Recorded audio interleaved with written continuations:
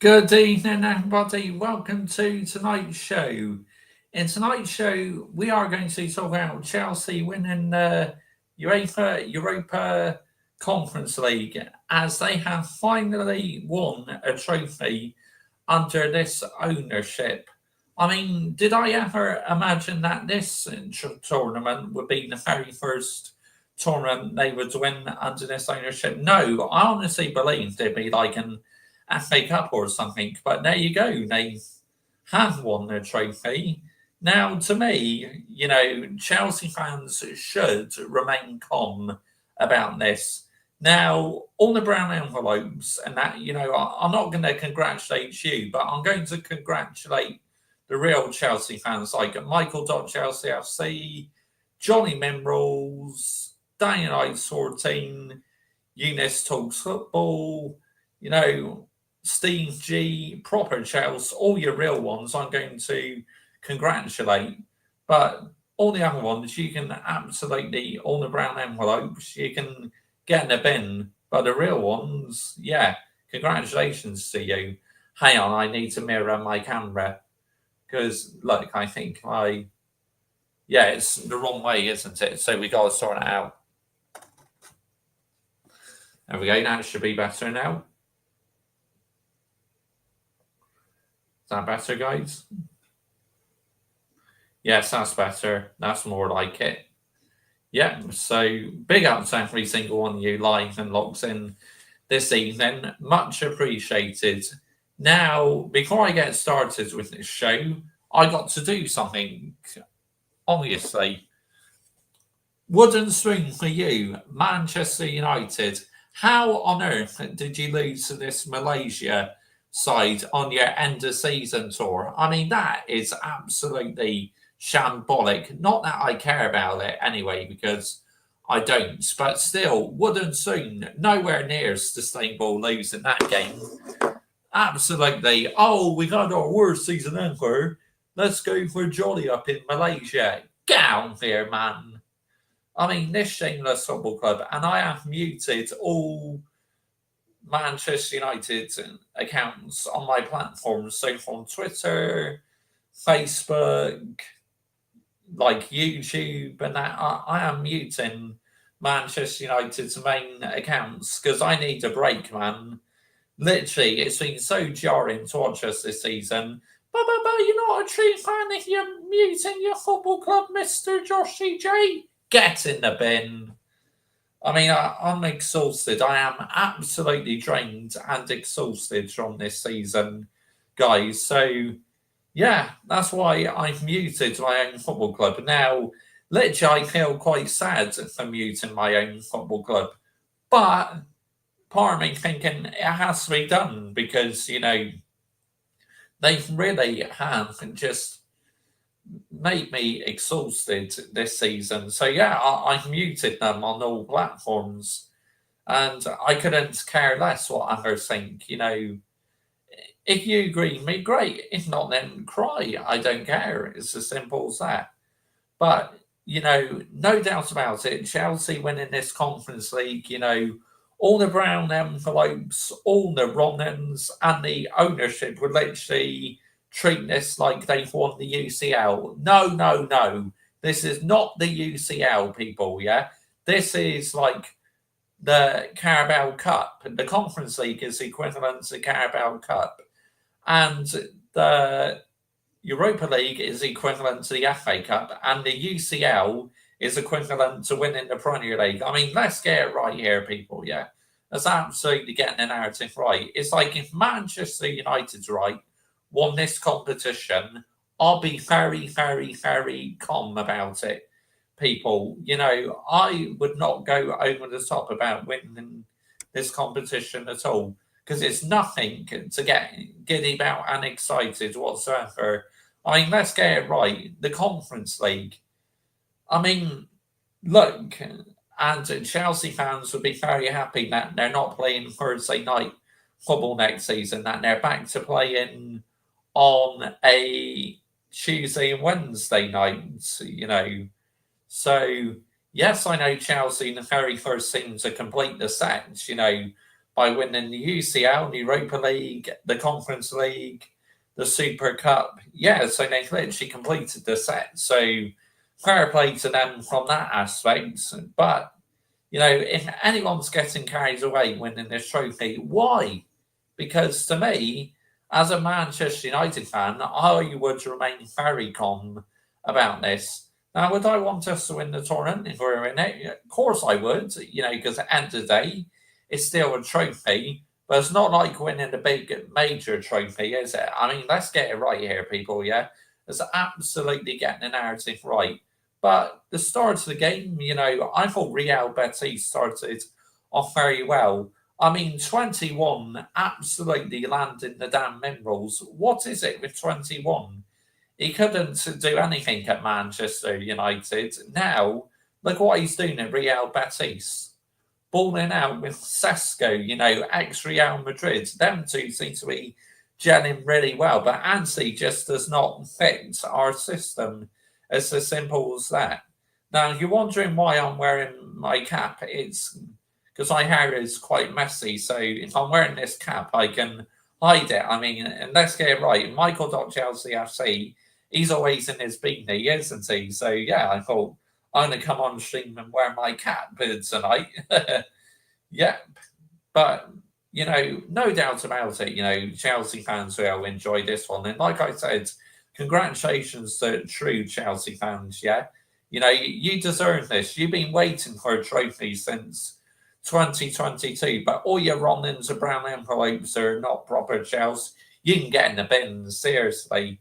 Like I was saying the same about Manchester United, if any Manchester United fans were getting excited about this, winning the Conference League, and they're just in it for the pound note, I'll say exactly the same. But for Rory talks football, carefree, Lewis, I mean, yeah, you need the wooden spoon, seriously, because you're in it for the pound's note by this Clear Lake Capital ownership.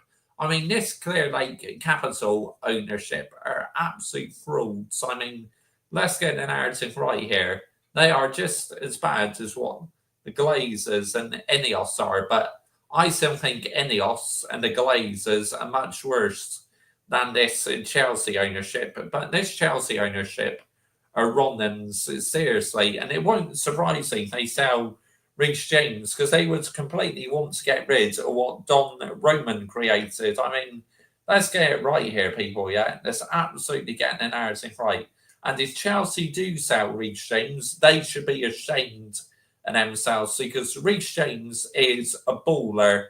And what on earth was Enzo Maresca, or Enzo Mascara, whatever you call him, was thinking, leaving Reece James on the bench? I mean, this is why Chelsea were so poor in the first half. I mean, there's no balance, no creativity. Real Betis could have gone about 2 or 3-0 up in the first half. Chelsea just could not get going at all. But once Reece James came on in the second half, he started to land the damn minerals. I mean, let's get it right. He was absolutely superb. He really was. I mean, and Cole Palmer, I mean, where are all the Chelsea fans now who have an agenda against Cole Palmer? Oh, yeah, they've gone hiding. Of course they have. But, Cole Palmer lands the damn minerals. Cold, ice cold Palmer. Let's get it right. Baller. Proper baller, people. Yep. That's what he is, Cole Palmer. He is a baller. But yeah, if they sell Reece James, I mean, to me, it'd be absolutely the biggest mistake this ownership have made so far. But it wouldn't surprise me because, they want Roman Abramovich's players gone, don't they, in my personal opinion. So, yeah, wouldn't surprise me one bit. But, yeah, they've won a trophy, so it's their very first one under this ownership, and I think they'll be very happy about it, the owners, and they'll be celebrating this like they won this like the UCL. I mean, this, people, yeah, is nothing like winning the UCL. I mean, let's get it right. The UCL is the top competition. This is just like lifting the Carabao Cup. But Chelsea completed the set, Mr. Joshy J. They've had a better season than you, Mr. Joshy J. Yes, I know Chelsea had a better season than us. They've won a trophy. We haven't. And we finished 15th in the Premier League with no trophy. So to us, it's been an absolute horrific season. But Chelsea, yeah, they have had a better season. And fair play to them, yeah. They have done better than us because they've won a trophy and we haven't. It's as simple as that. It's like Crystal Palace have won a trophy. We haven't. Liverpool have won a trophy. We haven't. Newcastle won a trophy. We haven't. But I do like Newcastle, so I am happy they've won a trophy. I really am. You know, at least they're landing the minerals. Unlike Manchester United, who absolutely bottled it this time last week in that Europa League final. I mean, let's get it right. Absolute disgrace, people, the way Manchester United's bottled that last week. And for that, Manchester United, they need the wooden spoon, seriously. And this is a huge summer for Manchester United. Let's get it right. This summer is huge. But can I see us spending a lot of money? No, because we're not in Europe. And the only way we're going to spend money is if we sell Bruno Fernandes. I mean, let's get it right here, people, yeah? Let's absolutely get the narrative right. But, yep, I will get to you in the live chat now, people. So, yeah, just going to bring that up now. When it decides to load, here we go. Oh, clicks on it. Bollocks. Here we go. Big up to you, Kai. Why are Chelsea fans celebrating a meaningless trophy before that goal? They were slating Sancho, bunch of flip-flop fans. I hope Chelsea pays 29 million for him. He's been so poor at Chelsea. Well, I don't think he's staying at Chelsea, and he's not staying with us either, Kai. I think he'll go back to Borussia Dortmund, to be honest, mate. Bosh, big up to you, Daniel Sorting, and congratulations to you, mate. Yep, you have won a trophy, which you've had a better season than us. So, fair play, mate.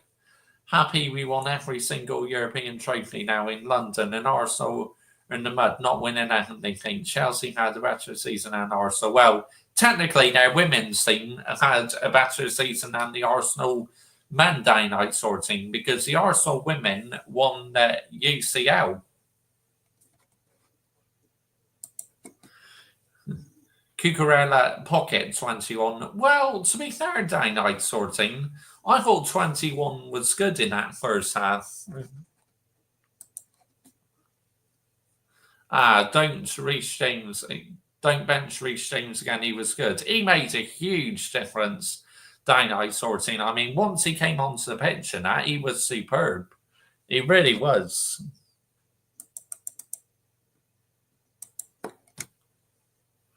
By to Tuesday night football this season. Yeah, absolutely. You know, for your guys, yeah, it. Because it's just not sustainable you playing on a Thursday night. It really isn't. Cole Palmer got the winning mentality because he's won the treble at Man City. And you saw how calm he was, and Reece James as well. Because they know this is not a big competition at the end of the day. I can mad Arsenal fans now say we won it all. True. Conference League for a small team in Europe. Yeah.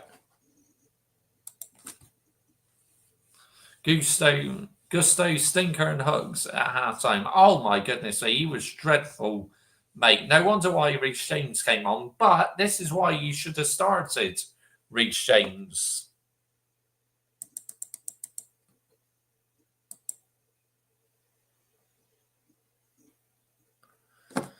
Who's going to buy injury prone player, Reece James. Yeah, and this is one thing what lets Reece James down is he's injury prone, isn't he? Manchester United could get Conference League next season as well. Yeah, we could. We could. I mean, if we finish 8th, then we will. Big up to Cole Palmer. He is absolutely crap first half, but then he stood up when counted. Yeah, absolutely. Saying big up to you, mate. Good evening.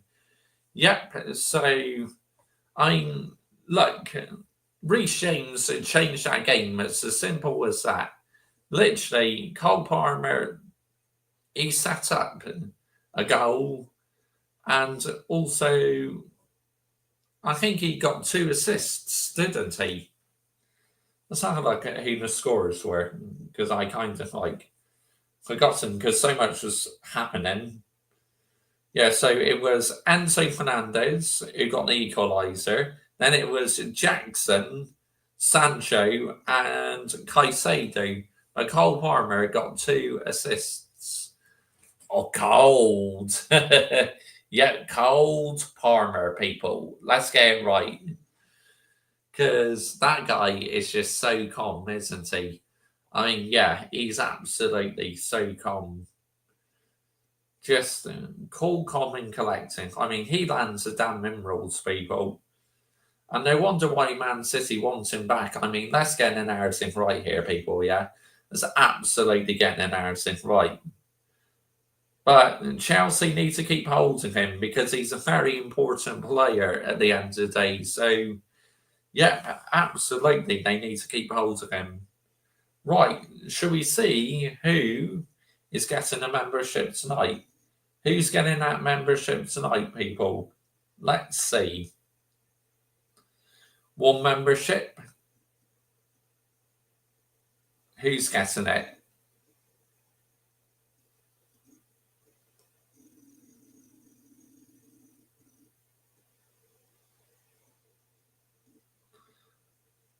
Here we go. Oh, Adam Dar. I. Big up late. I'm a bit late. That's okay, Adam Dar. No worries, late. Big up to you, I. You've earned yourself a 1 month's Mr. Joshy J membership. That's a 2nd night in a row now. Someone else has got a membership who hasn't been a member before. Congratulations, I. Well done, mate. You've got yourself a Mr. Joshy J 1 month's membership. So many congratulations.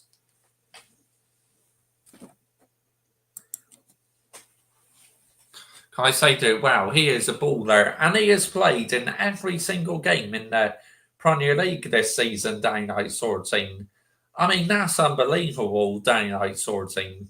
I mean, he's the first player since Frank Lampard to do that. That's just crazy.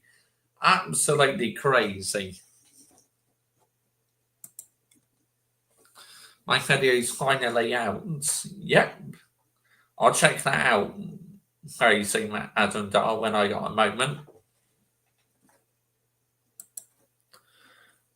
About Syria at Italy. Okay, cool. Yeah, that's the link. Adam Dahl's just sharing my live chat. But yeah, no doubt about it, proper Chelsea are going to be happy, but they're going to be very calm about it. They're not going to get carried away winning this competition, that's for sure. But all the brown envelopes, they'll be celebrating this like they've won the UCL. I mean, let's get it right. I mean, why would anyone want to celebrate this tournament like winning the UCL? It's crazy because nothing will beat the UCL. I mean, not even the Europa League, that won't beat the UCL. But still, the Europa League is a better tournament than the UCL. I mean, let's get it right here, people, yeah? That's absolutely... Sorry, the Europa League is still a better tournament than the Conference League. That's what I was meant to say. Let's get it right here, people, yeah? Let's absolutely get the narrative right. So, I say Spurs still won the bigger competition because to me, winning the Europa League is like winning the FA Cup, and winning this Conference League is like winning the Carabao Cup, really, at the end of the day.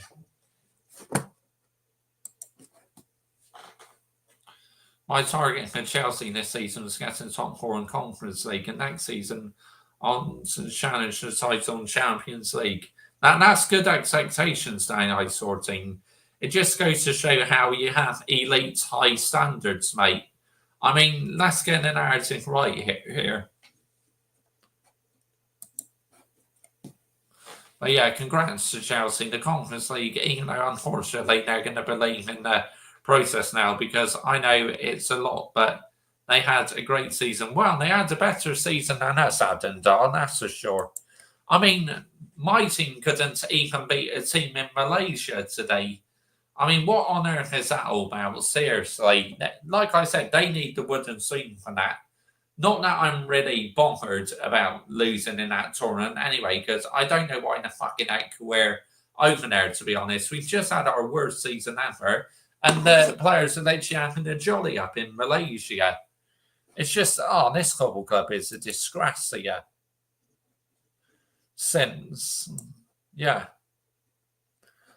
I can mud Arsenal men team next season, say we won it all. Not Arsenal women now, because they did win the UCL. Yeah, for sure. United are the most banter club along with Arsenal. Yeah, because we didn't win anything Camden Dar, nor did Arsenal. So, yeah, both of us, literally, both Arsenal and Manchester United are in the mud. It's as simple as that, people. We are both in the mud. Let's get it right. It's absolutely getting the narrative right here, people, yeah? In the mud. But yeah, it's crazy. Absolutely crazy.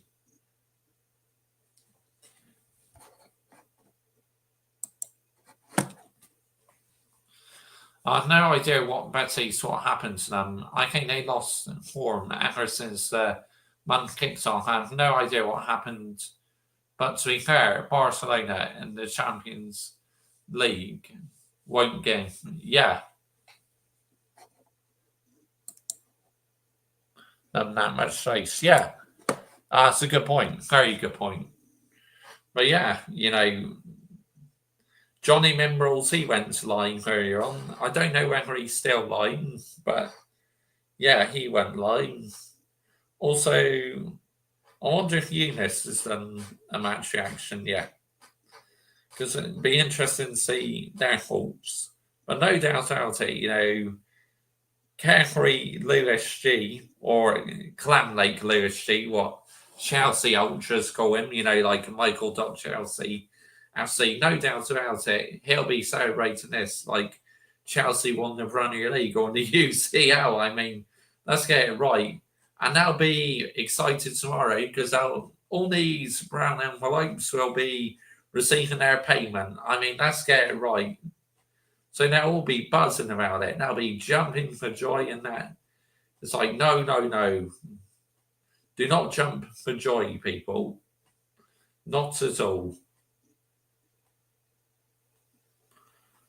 To me, it's just like they should just remain calm about this because it's not been a good season. Yeah, Johnny Memrose is still live. Yeah. Let's have a look. Eunice talks football. Yes, he has done the match reaction. So we'll listen to what he's saying. Big up to Eunice, yeah. I got a lot of time for Eunice. I love Eunice. Welcome back to Eunice Talks Football.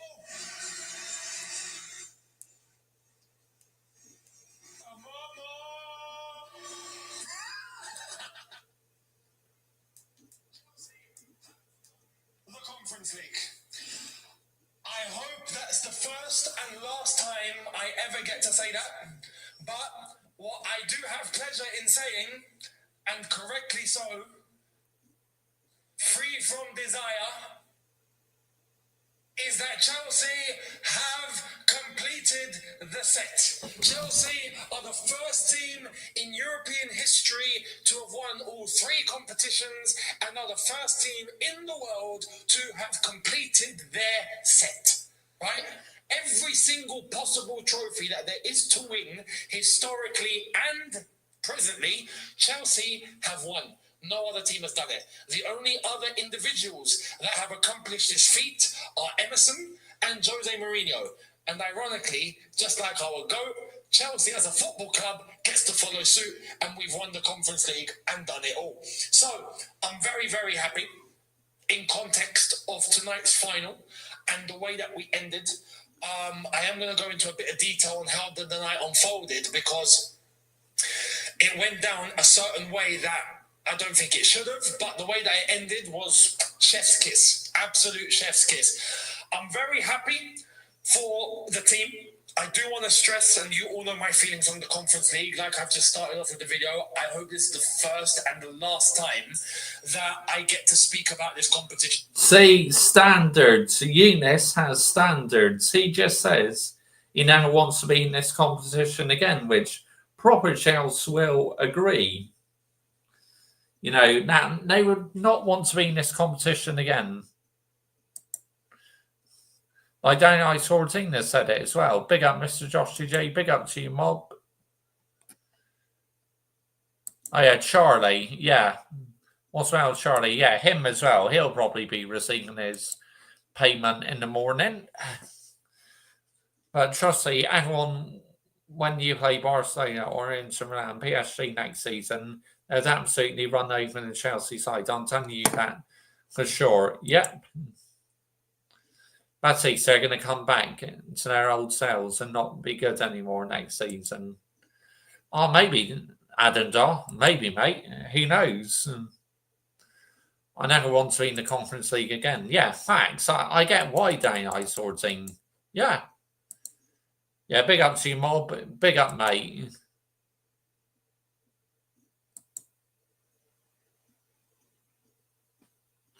Yeah, very true. Very true. Yeah.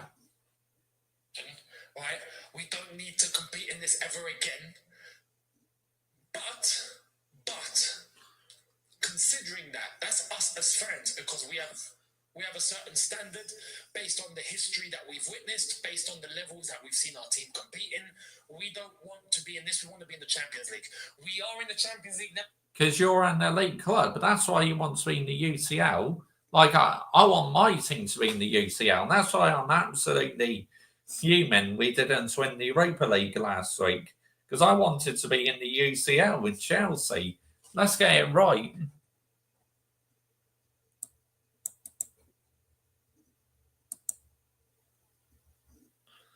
They have won all 3 European trophies and the Super Cup as well, don't forget. So 4 European trophies altogether.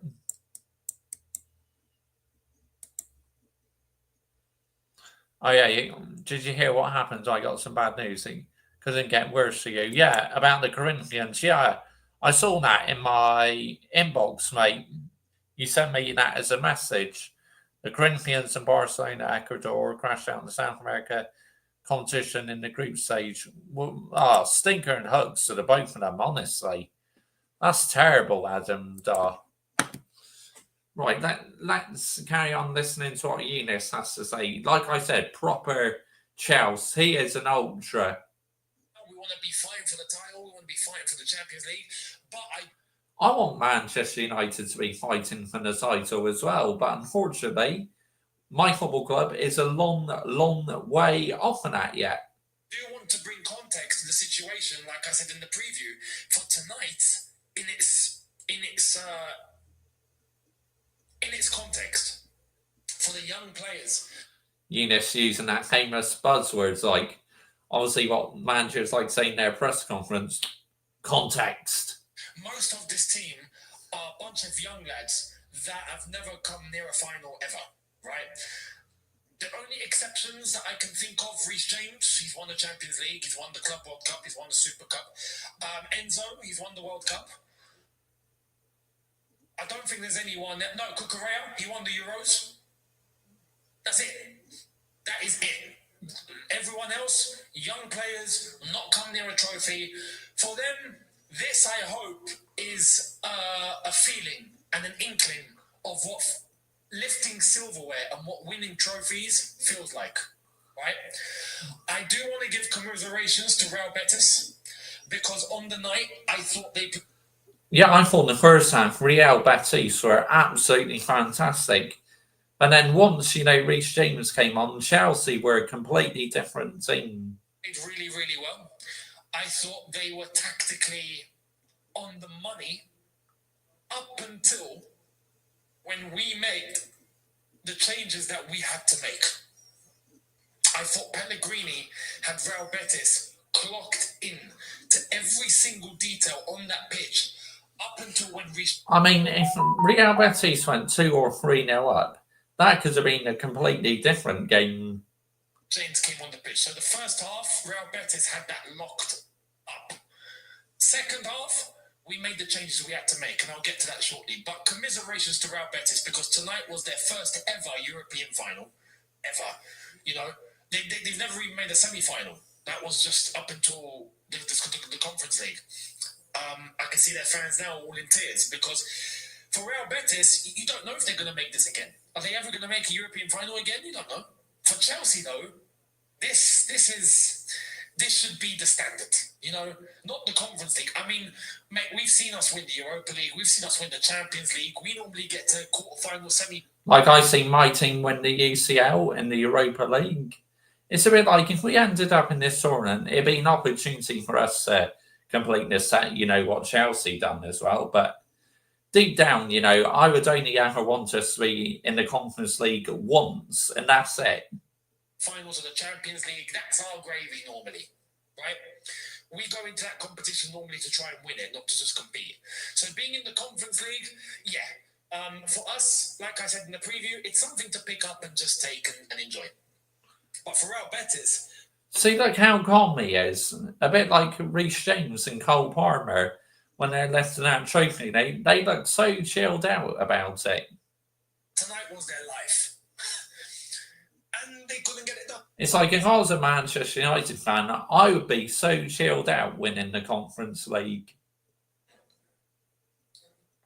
I know a lot of the big content creators and that would get super carried away winning the Conference League, but not me. I'll be so calm and chilled out. The way we started that game, and I want to give a little detail to this, was wrong. Enzo Maresca. Yeah, blame your manager for starting, Gusto instead of Reece James. This is on your manager why you're so poor in the first half. I don't understand what he was thinking. There you go. He's holding him accountable because you know what they say, accountability is the best ability, people. He corrected himself, and I'm going to give loads of credit to that because the way that it ended was down to him. But the way that it started was down to him, and he shouldn't have done that. When he started with Badiashile at centre-back, and specifically started with Gusto instead of Reece James. I don't know where that came from, why that happened. Was that sentimental? I don't know. But yeah, that should not have happened. I agree with Eunice. As a Manchester United fan, me reacting as a Manchester United fan, I fully agree with him. Because, I'll be seeing him, if our best player was left on the bench. Don't have sentiments in finals. You play your best team in a final. Just like he had said, quoting Jose, Maresca said this, finals are not to be played. Finals are to be won. I completely agree. Gusto was horrible in that first half. And Chelsea as a whole looked blocked. We looked like we couldn't move. We looked strangled. And it looked like we didn't really... Chelsea looks all at sea in the first half. They looked lost their ideas. But once they made the change, they literally had Real Betis' number. Wanted. They scored the goal off the back of a Gusto mistake. And then Ezal Zuli literally being on his ones because Gusto was out of position because he had inverted into midfield the amount of times that he did and then got caught out with the mistake that he made in midfield. No one was there to mark Ezal Zuli and he slotted it into the bottom corner. The first half was just that as a story. Horrible. But, and I said this, at minute 20, 25, I was like, listen, Gusto needs to come off. Gusto needs to come off because not only did he make the mistakes, but he looked shook. I did say, though, Maresca's not going to take him off now. The best that Maresca can do is take him off at half-time. Because, obviously, if he took him off now at 20 minutes, it would destroy the relationship between him and the player. I mean, that's just your... I would do it. Me. Listen, I'm here to win the final. I'm not here to take part. But I can understand if it waits till half-time. So the minimum that I want to see is Maresca take him off at half-time. I said that on the watch-along. And he did it. When I saw Reece James there with the armband ready to come on, I'm like, he's actually flipping done it. Maresca's taken Gusto off. Thank the Lord. Yeah, absolutely. Beautiful. He followed that up after bringing Reece James on with bringing Sancho on, which was correct, and bringing Colwell on, who should have started. Yeah, that's another one who should have started. Colwell, absolutely. From that point onwards, the game changed. How ironic. Starting the team that should have started, or kicking on with the team that should have started the match isn't a shock. But I'm glad that Maresca acted when he did, because he allowed the team to have enough time to turn it around. And you know what? It actually turned out being perfect. The time that we had left to get the goals, later on we had Dewsbury Hall come on and we had Mark Yu come on. But the later on, with the goals that started popping up one after the other, 4 minutes after Colwell and Sancho come on, Fernandes scores. Reece James on that right-hand side, Cole Palmer drifts onto that right-hand side, he cuts in, swing, cross into the box. Enzo is on the end of it, fantastic header, 1-1. And the momentum shifts. The momentum shifts with all the right players that you want on the pitch at that time. It was perfect. So for that, credit to Enzo Maresca, because his in-game management tonight was absolutely perfect. His select... Oh, yeah, you got to give the manager credit. He changed things, and it works. Unlike our manager last week, where he took too long to make his substitutions, and that's what cost us against Tottenham. Let's get it right. Prior to the game was poor, but in-game... Oh, yeah, for the selection, he needs to be held accountable, Enzo Mascara, because he got the selection horribly wrong. He done everything he needed to do, and he done it at the right moments. So for that, Enzo Maresca managed to turn the game around, and for that, I salute, because we turned it around big time. After the Enzo goal, we got the Jackson goal. I don't know how this one happened, I'll be honest, right? But I will say, Nicholas Jackson, apology accepted. Yeah? I asked in the preview for Jackson to score. I said... Now, I do think he is a bit of a scrub, and he's not quite Chelsea standards, but to be fair, that's a decent finish, because what an assist by Cole Palmer. But yeah, to me, he's not quite Chelsea's level, Nicholas Jackson. Me watching as a neutral. I said this when he done the howler against Newcastle. I don't want a sorry. He apologised to his teammates, which is the right thing to do. But I don't want a public sorry on Instagram. I'm sorry, I shouldn't have done. No, I don't want that. I hate when players do that. Say you're sorry on the pitch. I will accept an apology as score in the final. I said that in the preview. Well, he did. And he did it with chest. Literally. Literally. Cole Palmer, by the way, he was waiting. Saw Jackson moved, turns 180, crosses the ball in, and Jackson goes, bosh, with his chest. Literally. Apologised. Good goal. So Nicholas Jackson scoring that goal. Later on, he had the flipping touch of a horrible touch. He had a chance to make it 3-1, and he threw that in the bin. But anyway, I digress, because Jackson scored that goal, got us the second goal. Yeah, that other opportunity he missed was shocking. I mean, wow, never got a proper connection on it or anything. Completely overcooks his touch. To put us into the lead with his chest, fantastic. And then Sancho with an absolute beauty. Yeah, fair play to Sancho. What a goal that was. That was probably his departure goal. because no doubt about it, he's going to return back to us, then I think we'll either sell him or loan him out, because I cannot see him having a future under Ruben Amorim. I really can't, Jadon Sancho. No chance. Dewsbury Hall with the ball into the middle, gives it over to Sancho. Sancho takes the ball, cuts inside, and puts it top bins in ways that we've wanted him to do for the entire season. We've always said when you have the chance to shoot, because of that. That was why. You saw that beautiful finish? Phenomenal. So there's that. Great finish from Sancho. That was 3-1. Game, set, and match at that point with 7 minutes left. But we're not done. Caicedo. Enzo Fernandez on that left-hand side puts it into Caicedo. Caicedo and I was screaming, going, shoot. Oh, Caicedo, what a brilliant goal that was. And like I said earlier on in the stream, he played every Premier League game this season. He's the first Chelsea player to do that since Frank Lampard. Big up to my subscriber, F1 Fan CFC 1905, who sent me that information on my WhatsApp group. Shoot. He shoots bottom corner 4-1. Thank you very much, Bob's your uncle. And Chelsea complete the set. Very, very happy. We turned it around when we needed to turn it around, and we done it emphatically.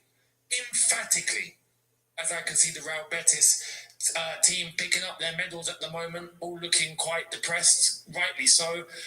Like I said, commiserations. I mean, they've just lost the European final, so of course they're going to feel gutted about it, aren't they? It's like if Chelsea lost, they would have felt gutted about it.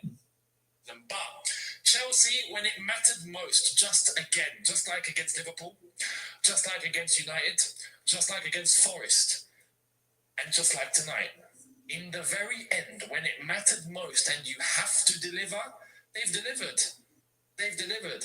So I can say, right now, the season's objectives have been achieved. I said it. True. You know, they won the trophy and they got top four, which I think that is the best Chelsea fans could have hoped for this season. So, yeah, I agree with you, Nis. You know, it is objectives complete. Start of the season, I want top four. It's a bit like with Manchester United not being in Europe next season, the bare minimum I want us is to finish 6th place, or if we somehow finish 4th, that'd be absolutely amazing, you know, back in the UCL. But I don't think we're going to get 4th, because I just cannot see us spending a lot of money, because we're not in Europe. We've been hit financially. And the only way I can see us signing players is if we accept this massive offer from Al Lahal for Bruno Fernandes. And I want us to win the Conference League. We didn't get top 5. We got top 4. We got Champions League, and on our terms. And we won the Conference League. And we done it emphatically. Got from 1-0 down, we end up winning 4-1. And we deserved to win in the end. Yeah. That first half was horrific. I agree. Second half, Chelsea fully deserved to win that game. Let's get it right. But that second half was magical.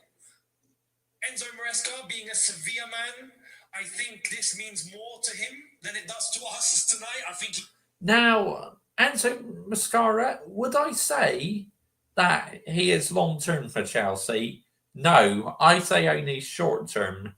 They should still get an elite manager, but the problem is, under this ownership, they'll carry on going for yes men. But Enzo Mascara has won a trophy in his first season, so what phase is he in?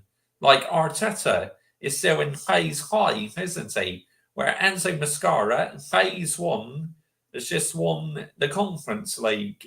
He's over the moon because Real Betis and Sevilla have a big local rivalry. Enzo Maresca's delivered in-game and delivered in terms of the season's objectives. So congratulations to Enzo Maresca. I do applaud him and say thank you. He deserves to stay on for next season. He has to.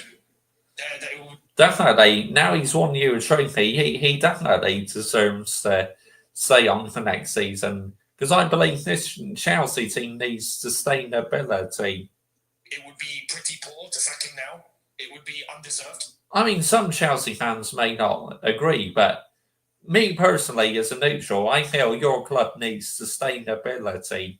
To sack him now, despite doubts, but he's turned it around. I know there's these young players, as they're all picking up their medals right now. I do want to say congratulations again. And this is where I want to end. And I want to say, as we're going to get to Reece James, who's going to lift this trophy, I'm going to end this video on the trophy lift because I feel like it's only right. Chelsea, like Jose Mourinho said yesterday, is a team that shouldn't be in the Conference League. It should be competing to win the Champions League. Thanks, I agree. But you're playing in the final, so it's a trophy. Pick it up. And we've picked it up.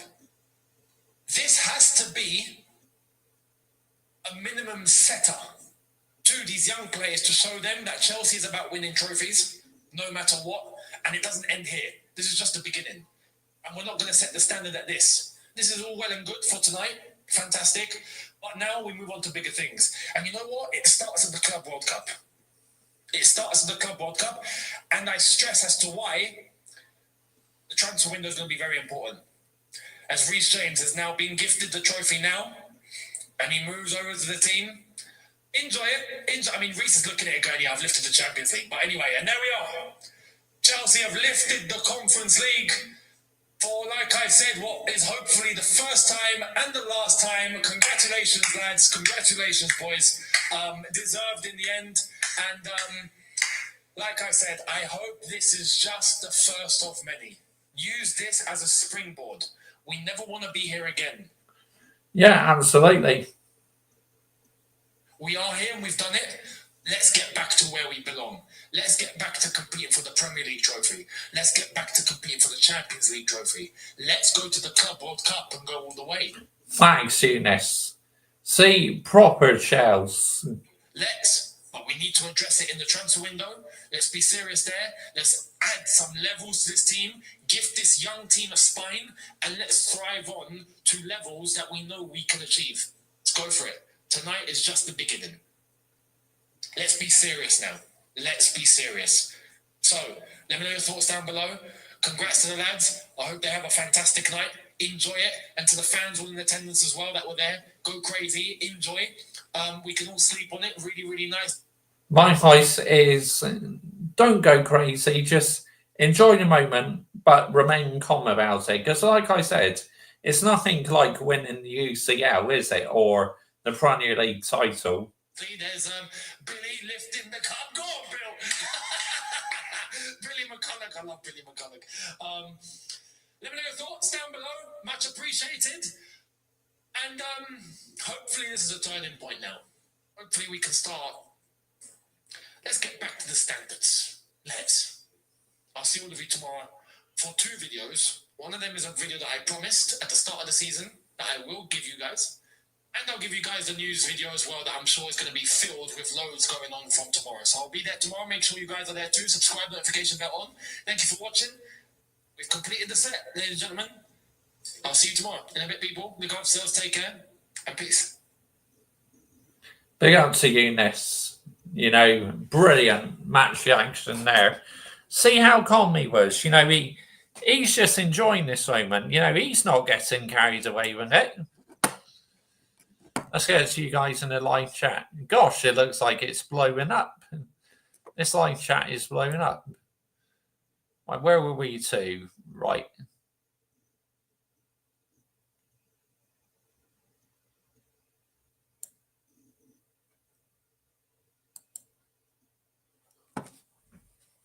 No trophies for both. Yeah, I know, Adam Dar. Criminal, that. That's shocking. No trophy for the Corinthians or for Barcelona SC. Because I could tell you that PSG, Inter Milan wouldn't have gassed. They would have been more professional and take their chances in the final, which they will on Saturday. Yeah, they will. Yep. I agree, Adam Dar. I'm going to sleep now because I got up early for work. See you next stream. That's okay, Danny Night Sorting. No problem, mate. Big up. The Champions League finals and actual proper finals, to be fair, compared to the two. Yeah.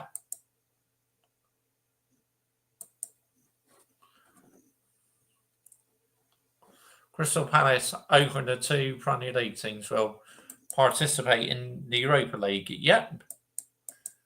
And Aston Villa as well. Let's go. Yeah, congratulations, mate. Fair play. Big up to you, James Neely. We always start slow. Yeah, you do. You know, the first half, you were shocking. But then the second half, when the player came on who you should have started, Reece James, literally landed the minerals.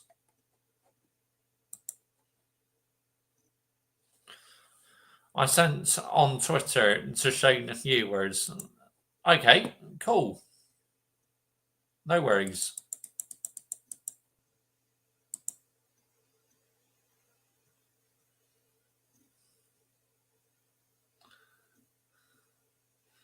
Come on, show the comment then. There we go. You know, Chelsea, they're not one of the favourites to win the Club World Cup. Yeah, well, there's quite a lot of the elite teams going into it, isn't there? Read that one. Lucy still hyping over this win. What a run. And yep, well, he is.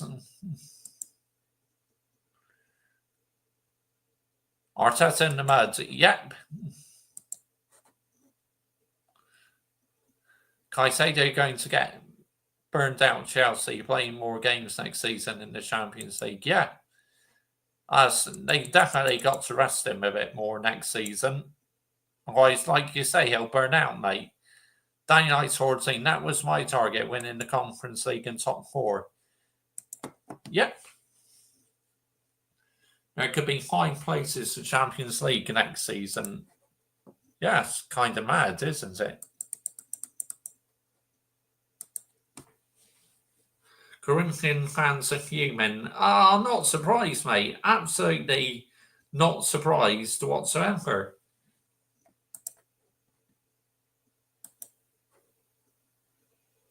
I'm going to keep Enzo Mascara because I don't trust the sporting director to get an elite manager. Yeah, you need sustainability down like sorting. So I agree. But here's the big thing. I'm convinced things might fall off next season for Chelsea. It's going to be a different environment. It will be. I could see it happening. It could well do, Adam Dar. It could happen, mate. You're right.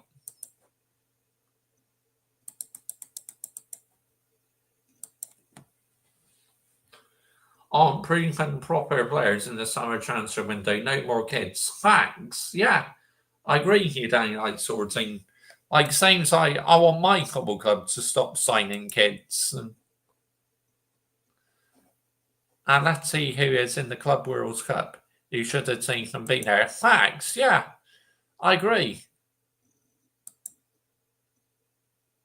European trophies, Chelsea versus Barcelona in the last 10 years. Chelsea 3, Barcelona 0. Yep, that's facts. Forest in the Conference League, which I think they'll be disappointed with that, Adam Dar. Because to me, they should have been in the UCL. Unfortunately, no, they ran out of energy near the end of the season. Where did you see the Nottingham Forest owner came onto the pitch and had to go with their manager after they drew to Leicester City? Because that owner knew that their chance of getting the UCL was gone. See, winning mentality. He has the elite standards. Which for this, it wouldn't surprise me if he actually does get rid of Nuno Espirito Santo because he wants to win.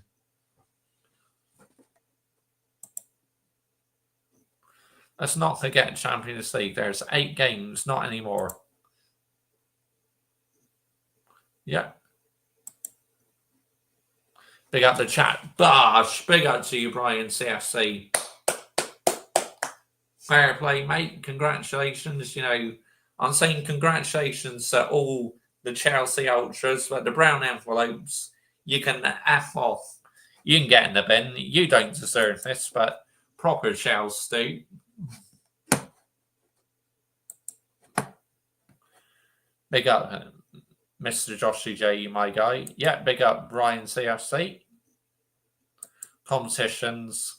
But like you, Brian CSC, you're enjoying this moment winning the Conference League. But I bet you're being very calm about it because it's not like winning the UCL, is it?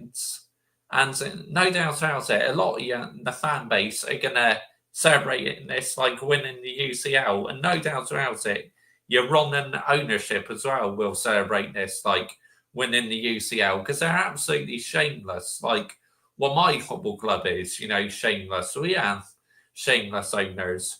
We have my team who's just finished 15th, gone out to Malaysia on an end of season tournament. I mean, what are we doing here? Seriously, no shame whatsoever. They got Brian, congrats. Forest got to be favourites of the Conference League next season. Absolutely. They should walk that competition, which seems like with Aston Villa, I think they'll win the Europa League because Unai Emery's got so much experience in that competition. I think they'll win the Europa League. I back Wednesday to win the Sunkana. Sorry if I pronounced that wrong, mate. I agree with you, Studios, yeah. Those Barcelona fans, they're going to have to hold that because they're not in Europe. They always find a way to not win it anymore. Yeah, absolutely. Thanks. But obviously, they won La Liga, so they'll be in the UCL because they won La Liga, didn't they? They finished top. So, yeah. But they've not won the UCL for some time now, Barcelona, which is a big surprise.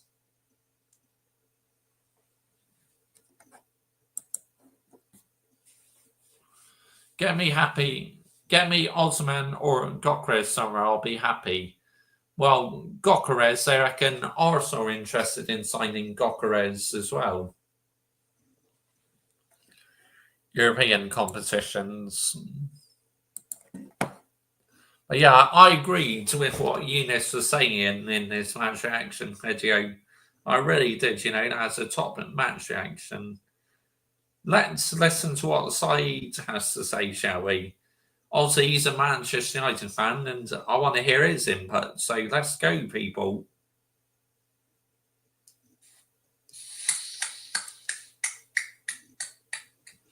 Wow, I wasn't expecting that. Saeed to start clapping Chelsea. I wonder if it's genuine or sarcastic rounds of applause. Fair play, Chelsea fans. That was a very, very unsuccessful hate-along. It was sarcastic. I knew it. 1-0 to Betis, and I was getting excited. And Chelsea turned it around emphatically. They absolutely destroyed Real Betis in the second half. It was a game of two halves, but Chelsea showed their class in the end. When you got players like Cole Palmer, Enzo Fernandez, Kais. Yeah, they were well-deserved winners in the end. You can't take anything away from them. Ado, Reece James. When them big players turn up, it's game over. And Real Betis were overpowered. They were over. Just technically, everything. It was just a masterclass in a second half performance. And all fair play to Enzo Maresca, because that for me was tactical magic. It was game management. It was everything you want to see from a manager. My manager waited until 72nd minute to change the game. Your manager said, half-time, Gusto out the door, mate. Out the door. Reece James, lock off. Let's get serious now.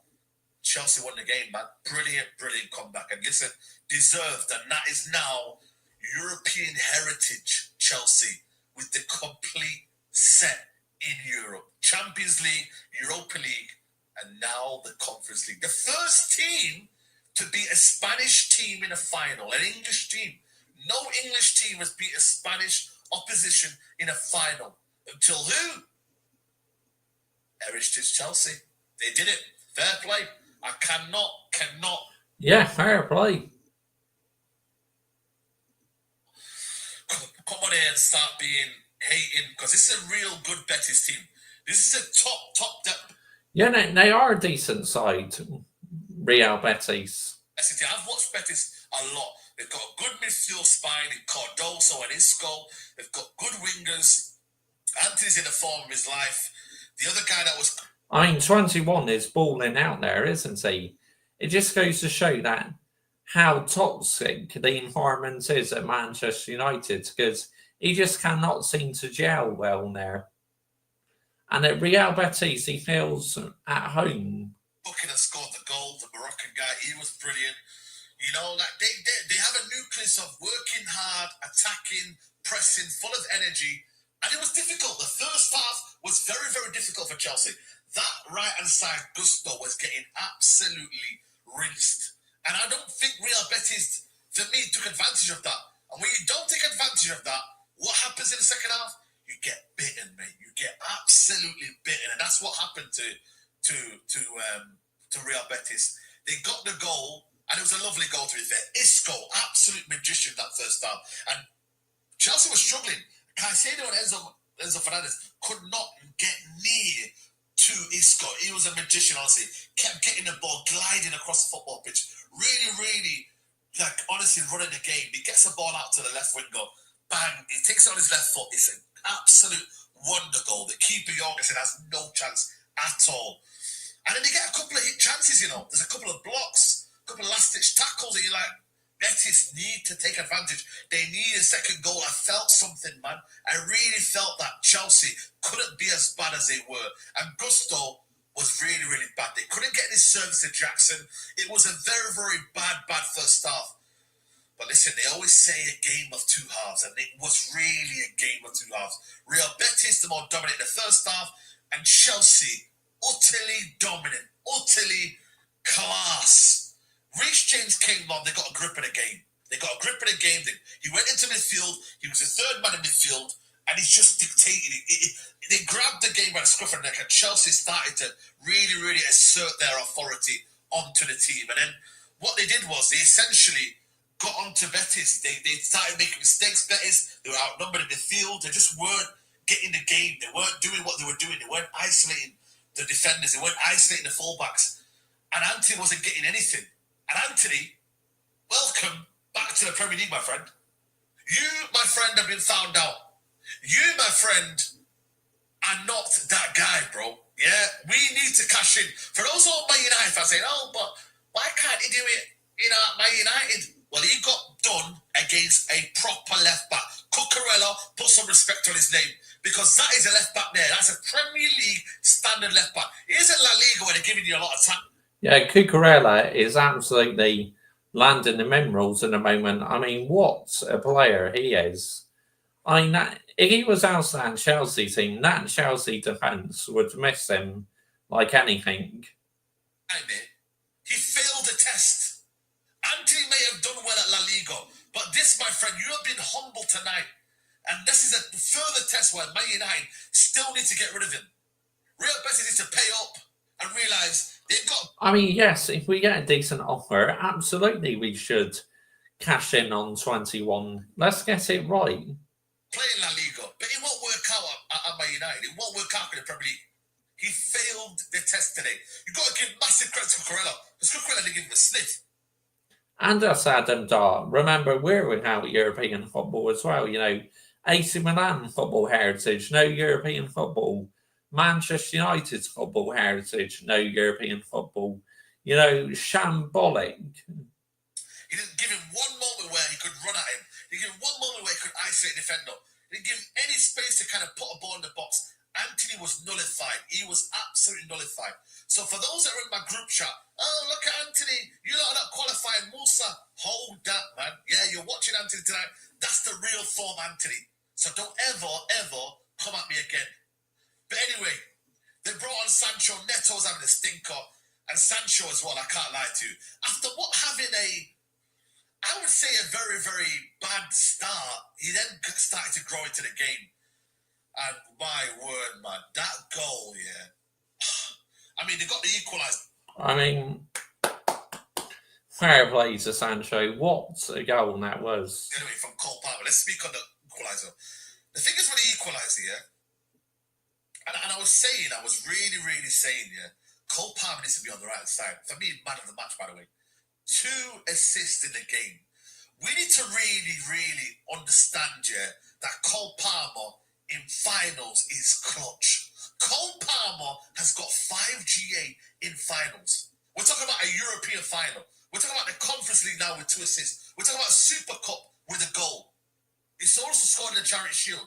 This guy comes in clutch in the biggest moments possible, and he did that today. And where did he do it the most, which I called upon, was that right-hand side. That's where Cole Palmer is devastating in. 2 of the goals came off the right side. He's allowed to be more expressive. He has more freedom. He has the ability to look up and put in that dangerous ball. And that dangerous ball came into Enzo Fernandez. And Enzo Fernandez had the easiest header in the world. Bang! 1-1. And then the other one, he's on the right side. Shimmy, shimmy, boom, boom. Puts the ball, gets it back on his right foot. Boom! Straight into Jackson. 2-1. Brilliant. That's what Cole Palmer can do. Give him the license to do that. When he's in that 10 row. I mean, if he goes back to Man City, you know, Chelsea will be absolutely snookered without him. I mean, let's get it right. They would miss him like anything, because what he does to that team is just nothing short of incredible. It can get complicated, it can get crowded. When he's on the right, he's just a bit more alive. It's the real Cole Palmer. But he was absolutely unplayable. And he, for me, inspired that brilliant, brilliant comeback from Chelsea. And then the third goal, which I was talking about just before, Sancho, oh my days, bro. He should have, by the way, had an assist for Jackson.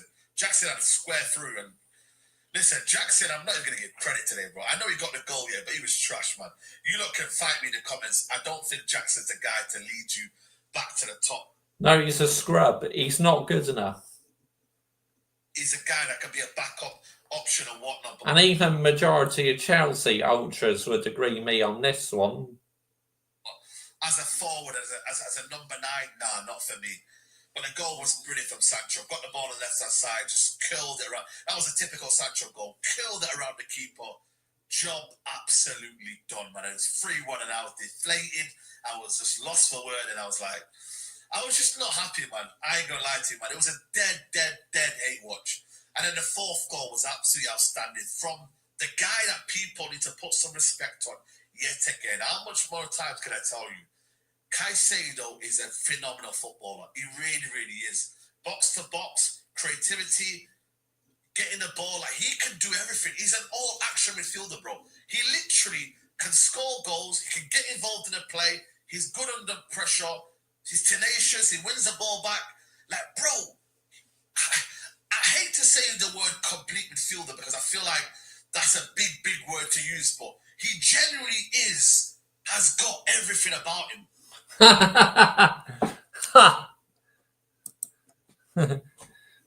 Good evening, Mr. Hat. Yes, Hayden Cox. I got my cap on tonight, my Scania Trucks cap. What I got off Temu. I got quite a lot of stuff off of Temu Scania related, you know, polo shirts, shorts, tracksuit bottoms, a seatbelt cover. Yeah, I got quite a lot of Scania Trucks merch off of Temu. Yeah, I'm wearing this tonight is because my hair needs a wash anyway, so I can hide away my messy hair. That's the beauty of wearing a cap or a beanie. You can just hide it away. Big up Mr. Hayden Cox. Yeah, absolutely. Hayden Cox is a real one. I will carry on listening to the match reaction again shortly, guys. From Saeed. Yep. Where were we to? The live chat. Here we go.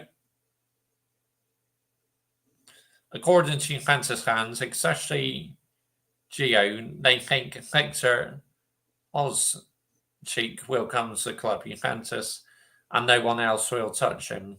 Oh, that's interesting. AC Milan without European football. Yeah, they are. Same position as us, unfortunately. Johnny Cardoso,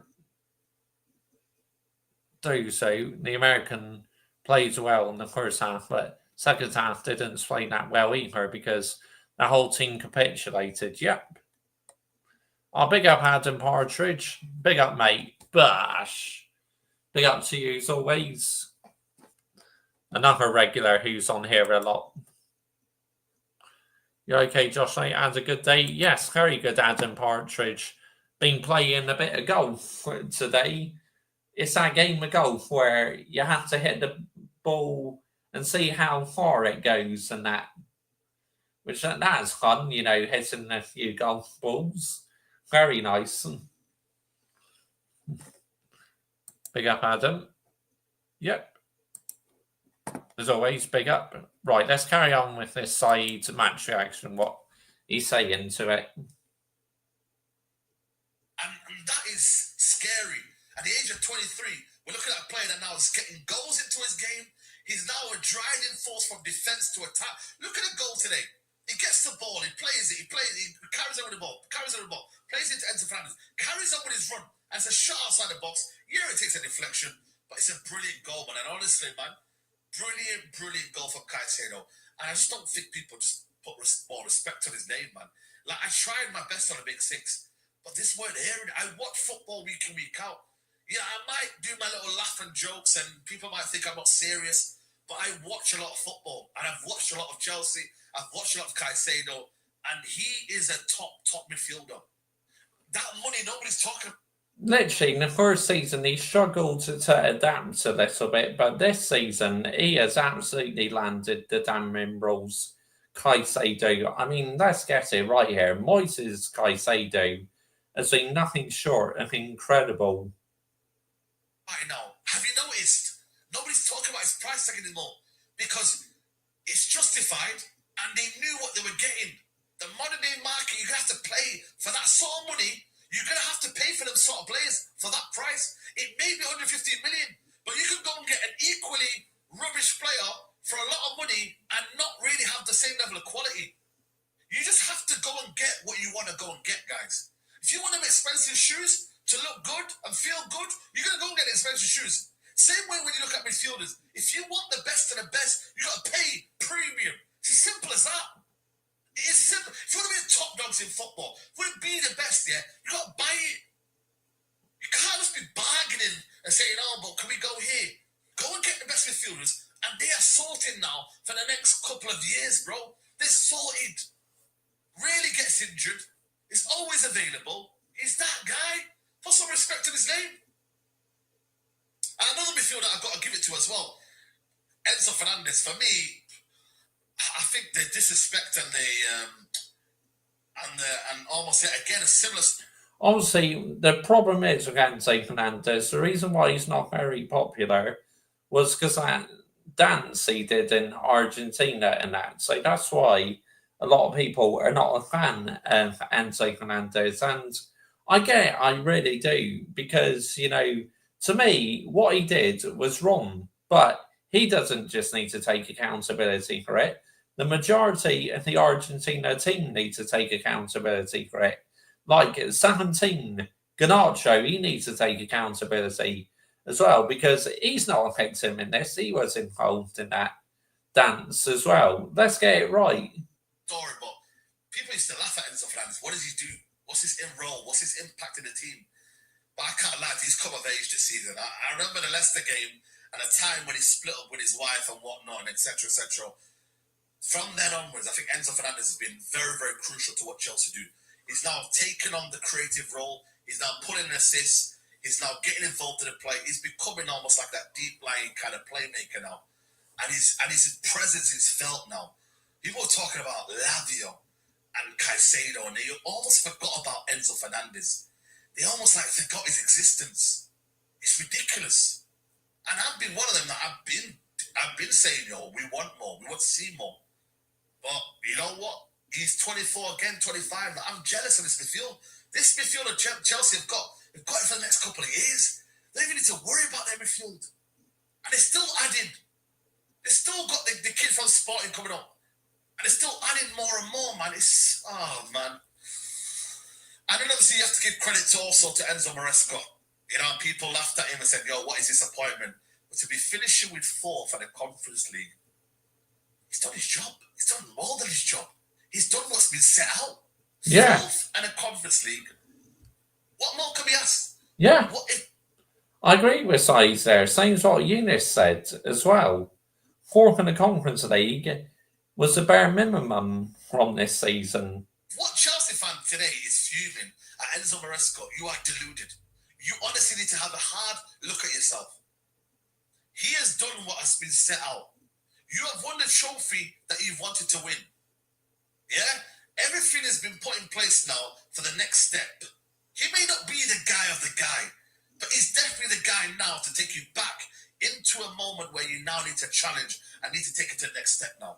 Yeah. Fair play to him, man. Whether he will be the right man for that, time will tell. But for now, yeah, definitely needs to be given more time now, in my personal opinion. If he didn't win this Conference League tonight, I would have said get rid. People have struggled coming into big clubs. He's come into a big club, managed it. Yeah, there's been stumbling blocks, but you know what? Fair play and fair credit to Enzo Maresco, because I thought that guy would get swallowed by that job. I thought he would get absolutely. Poor me was thinking that as well, because literally how the way Chelsea being ran, they got rid of a lot of their experienced players and they're just finding kids, to sell off for profits and that. I mean, that is not how you run a football club. Seriously.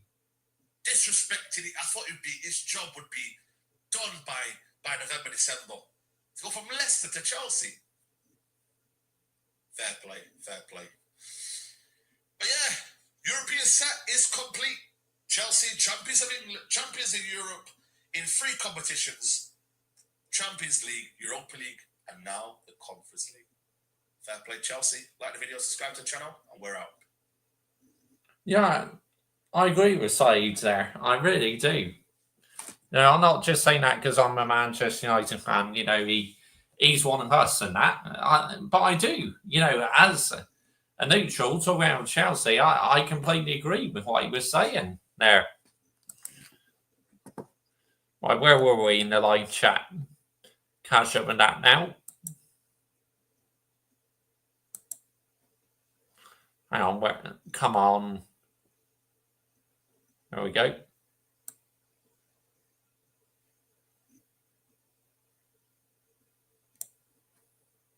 Big up everyone. Yep, absolutely. Hayden Cox. Big up Hayden Cox. Big up Quizmaster. What are your thoughts on Chelsea winning the Conference League, Adam? Real Betis played so well first half. Isco was running the first half. Chelsea took over in the second half. Well done to them. It's because they should have started Reece James, Adam Partridge. Enzo Mascara made a big mistake not starting Reece James. Look at what happened when Reece James came on. The impact he made was unbelievable.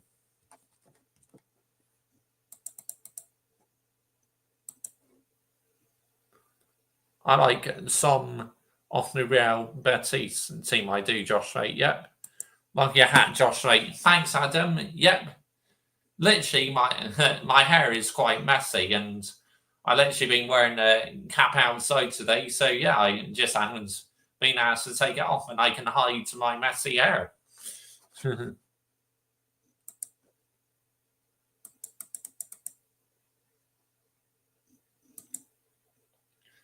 Yeah, cheers, Adam. Cheers, mate.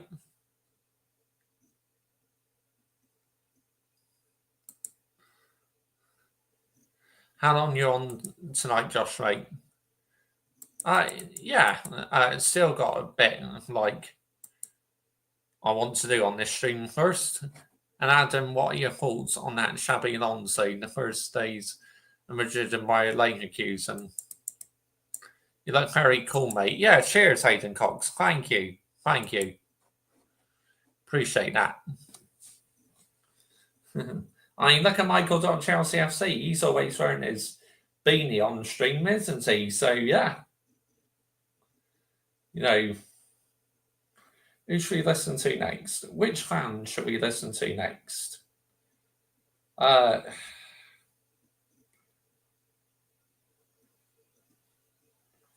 Johnny Mimbres. Has he been live? Yeah, he's 1 hour and 10 minutes stream.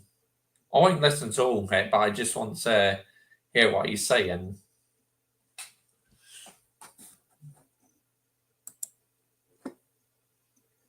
Green Army have a habit of losing managers. They do. It's just not sustainable, Hayden Cox. It really isn't, mate. He's warming up. Touchline. Has he done a match reaction about this? Chelsea winning the Conference League. Let me know, Adam Dar. Has he done one?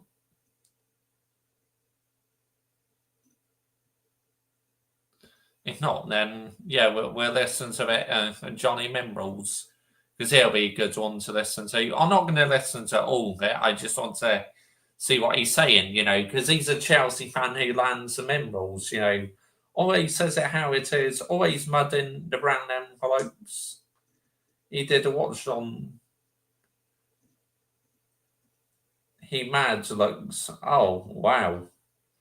Okay, yeah. So we'll listen to Johnny Mimbres, people. Let's go. Johnny, the fuck Minerals, who I don't even view as a real human being. Yeah. Oh, that's Alex Goldberg.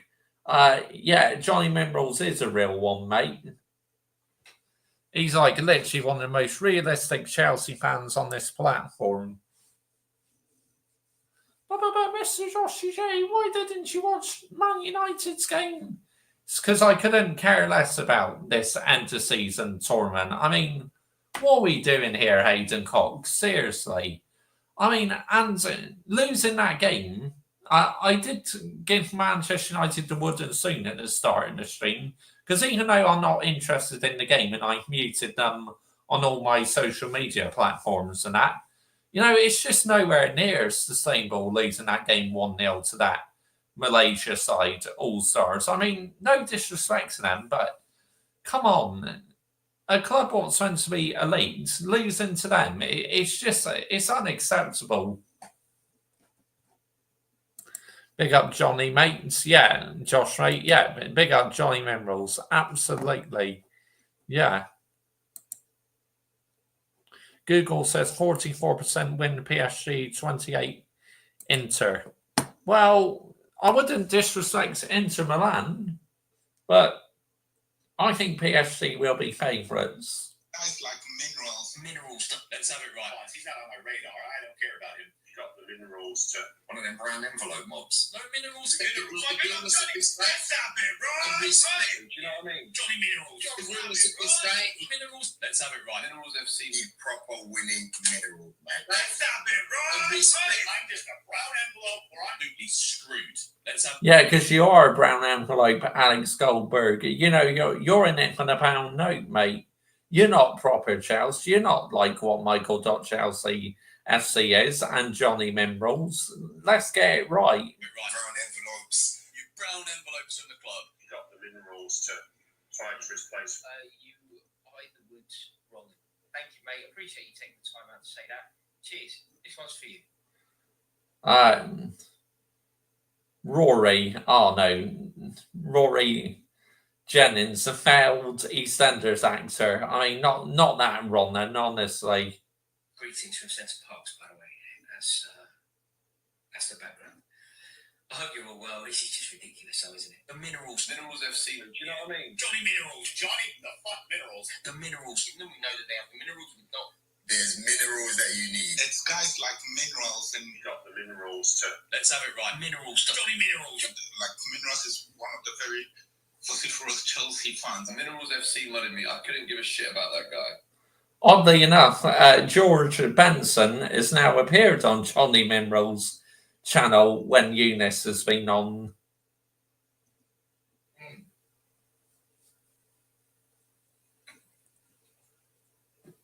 Let's have it right. Hey, Johnny's got the fucking minerals. Yes, he has. Can everybody just stop getting shot?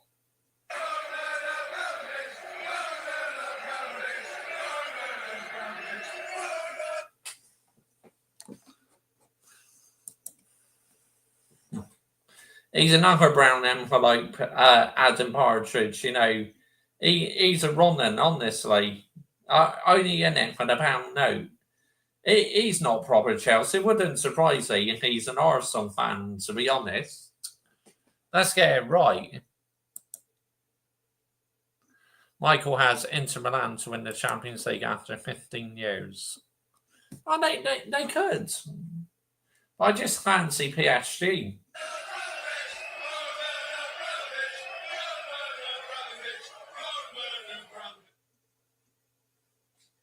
So right, up to Chelsea, up to Minerals FC, big up to every single one of you live and locked in up. Everyone is doing well. We're live. First and foremost, want you all to smash to piece that like button. If you haven't smashed it, smash it right now. If you haven't hit subscribe button, make sure you do so. We've got the notification bell, ding dong, let's have it right. So you know we go live. And we've got the Minerals FC Ultras membership down there in the description. Salute to all the Minerals FC Ultras. Salute to our Chelsea old boys. We see things they'll never see.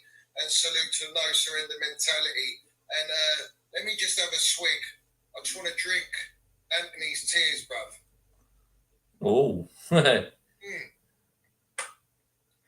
tastes damn good, bruv. So it right. Chelsea completed the set. The only team in world football to complete the set. Domestic. Fair play. We've done it all. Yeah. We've won it all. We see things they'll never see. And it is. Yeah, you have won it all. That's true, Johnny. I said to everyone, I don't really celebrate this trophy. This trophy to me, it's got no. See, again, proper fan. He's happy about winning the Conference League, but not getting carried away over it. And that's the way it should be as well, people. Substance. It's got no real heritage. It's a tin pot trophy. It's a Minnie Mouse trophy, not even Mickey Mouse. But the bottom line is, you're in it to win it, and we've won the trophy, bro. It's a bit like if Manchester United were in it, right? I would want Manchester United to win it. And Chelsea are the only team to complete in European football every competition, won every trophy that can be won. And for that, we have to salute it. So it right. You know what I'm saying? Even Arsenal, they haven't even won a European trophy. They haven't even won anything, bruv. And they're in phase 5. But that's another discussion. We can banter them all day long. And I'm all... Yeah, Enzo Maresca is literally in phase 1.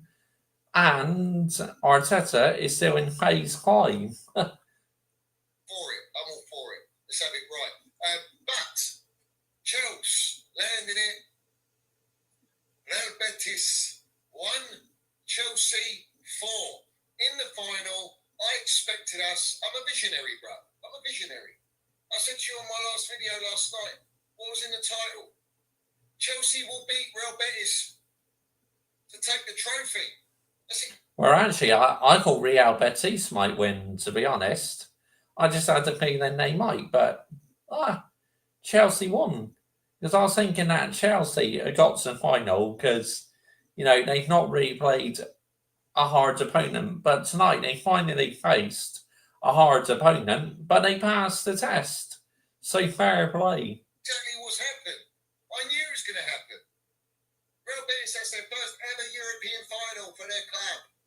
Manuel Pellegrini would have been the oldest manager and only Chilean manager to win a European trophy. And they couldn't get it over the line. But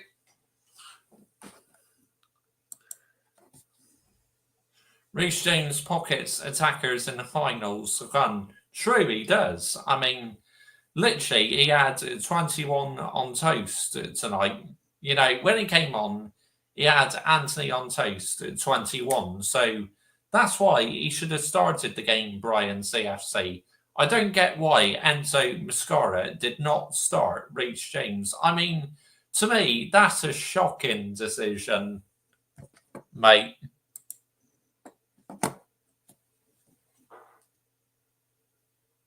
There's a lot to go through in this game. There's a lot to do. But before I do that, we do have to congratulate Enzo Maresca for doing and hitting the expectation. Because our standards are so far in the mud, the only expectations we could go for was top 4. and to win this trophy that we're in. Because let's have it right, we haven't played any decent team in this competition.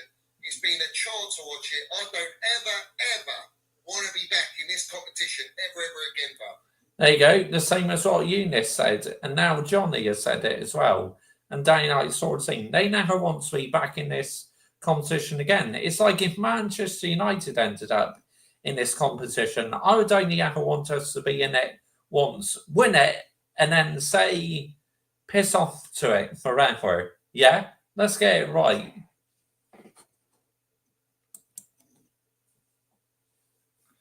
Real Madrid and Barcelona, PSG, never big teams that always keep qualified to the Champions League because they refuse to play Conference League or Europa League. Facts, because they have the winning mentality.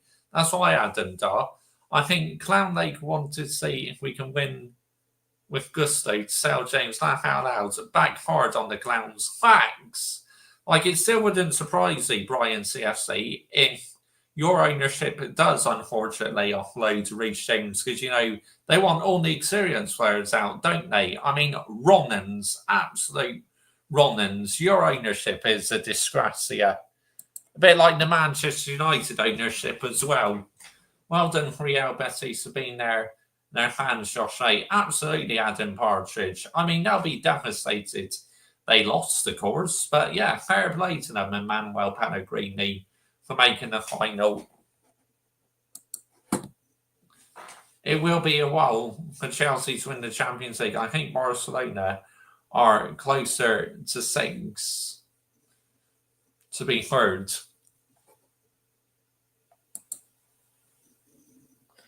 Facts, Glazers were class. I mean, yeah, Ronans, honestly, Ronans and Jim as well. Ronan. That's a fact. I don't ever want to see Conference League ever again at Chelsea Football Club. Yeah? It's just an embarrassment. Let's have it right. And I know there's the narrative of, oh, don't knock it, it's still a trophy. Yeah, every trophy, you win a trophy, it's a trophy. Chelsea's all about winning trophies. Facts. And same as Manchester United as well. We are about winning trophies, and we gone trophyless this season. So to me, it is a failure, a complete failure. Yep, I got them on my desk, Aidan Cox. So there you go. Wouldn't soon for you, Glazers and Jim. Literally 15th in the Premier League and having a jolly up in Malaysia. What are we doing here? Shameless. Done that. But the bare minimum for this football club. Yeah. Oh, big up, AK. Big up, mate. Bosh. Big up to you, AK. I hope you're well. I hope your day's going good. Big up, AK. Absolutely.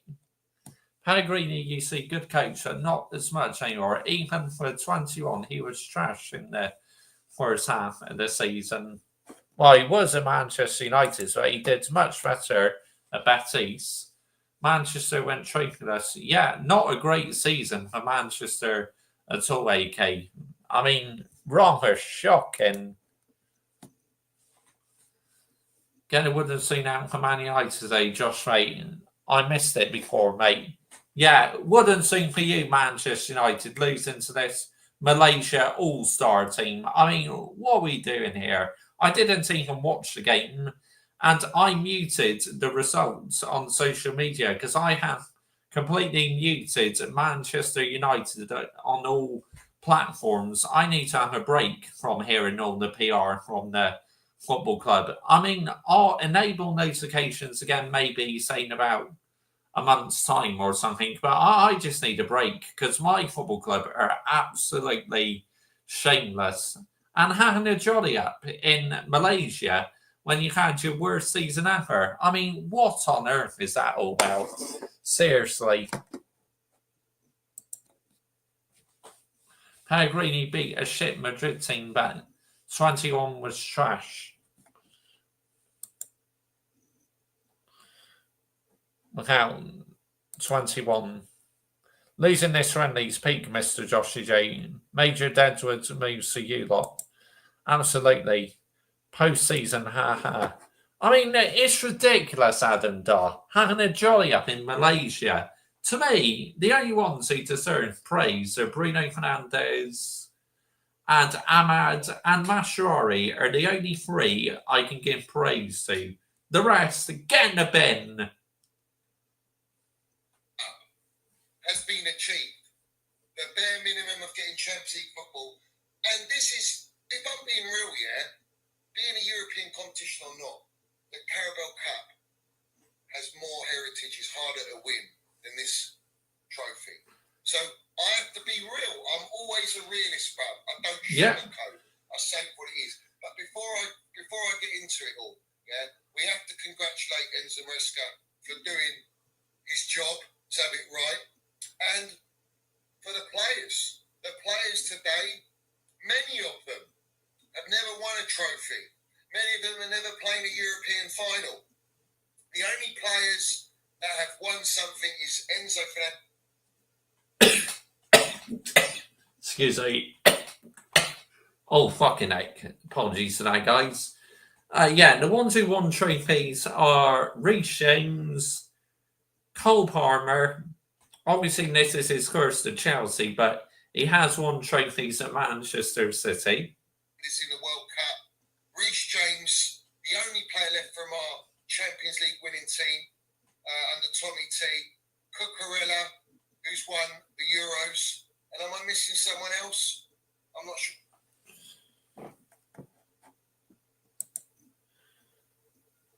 Yeah, true. That's very true, Adam Dar. Harambao. Yes, I do have them, mate. I'll review them very soon. Yeah, they have arrived, mate. If I'm missing anyone else. I mean, listen, Cole Palmer's won medals, but he wasn't like instrumental to make.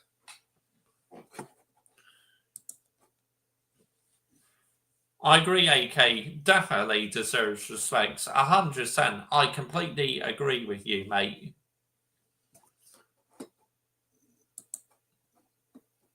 I don't watch it, mate, when we play a friendly. I'm not watching too, mate.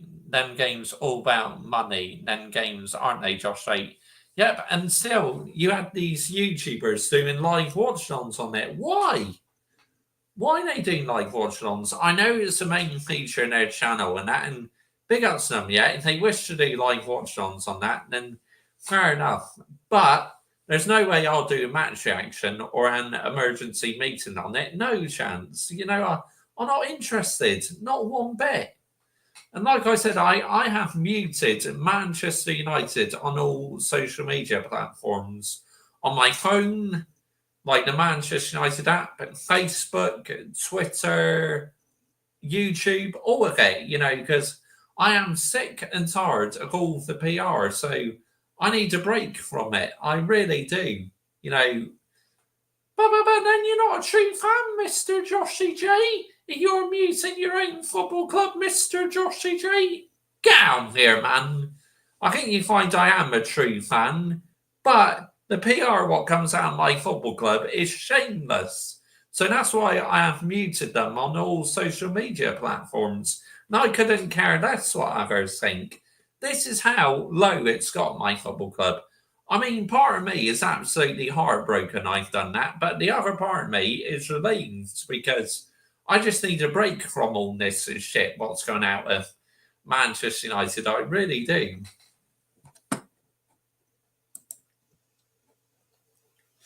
It's not a serious game. Get out of here. Absolutely. Bosh. Big up to you, rich money makers. Yes, we won the cup. Arsenal, trust the process. Hit the like, subscribe, it's free, and it takes seconds. I'm back. Yep.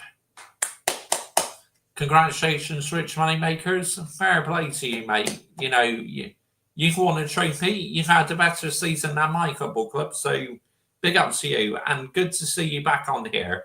I hope you're well. I hope your day's going good. Big up Adam Legends, the AKP. Yep. You like Real Betis, Josh, mate? I like their football top they're wearing, mate. Yeah, I do. I quite like Betis, mate. No, I thought it was a nice kit as well, Adam. Right, let's carry on and see what Johnny Memrose is saying. And City, but he's been around the winning environment. Everyone else hasn't won anything of that level or any level. So for them, respect to them for turning up. But there's two sides to this. There's two sides to this. I'm going to go straight into it, right? Enzo Maresca's a very lucky boy. Yeah, again, like he was in the league. Because in that first half, it was an outright criminal offence to drop Reece James. To not. Yeah, it was. It was shocking decision by Enzo Mascara to do that. Play your captain, leader at this football club.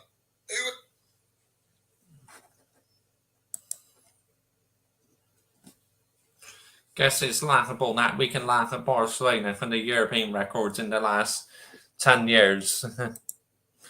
Big up rich money makers. Sociedad's the Brighton same would have lost 6-1. Yeah, more than likely. I'm a fan of Isco, I am, Josh. Yeah, he's a baller, Adam.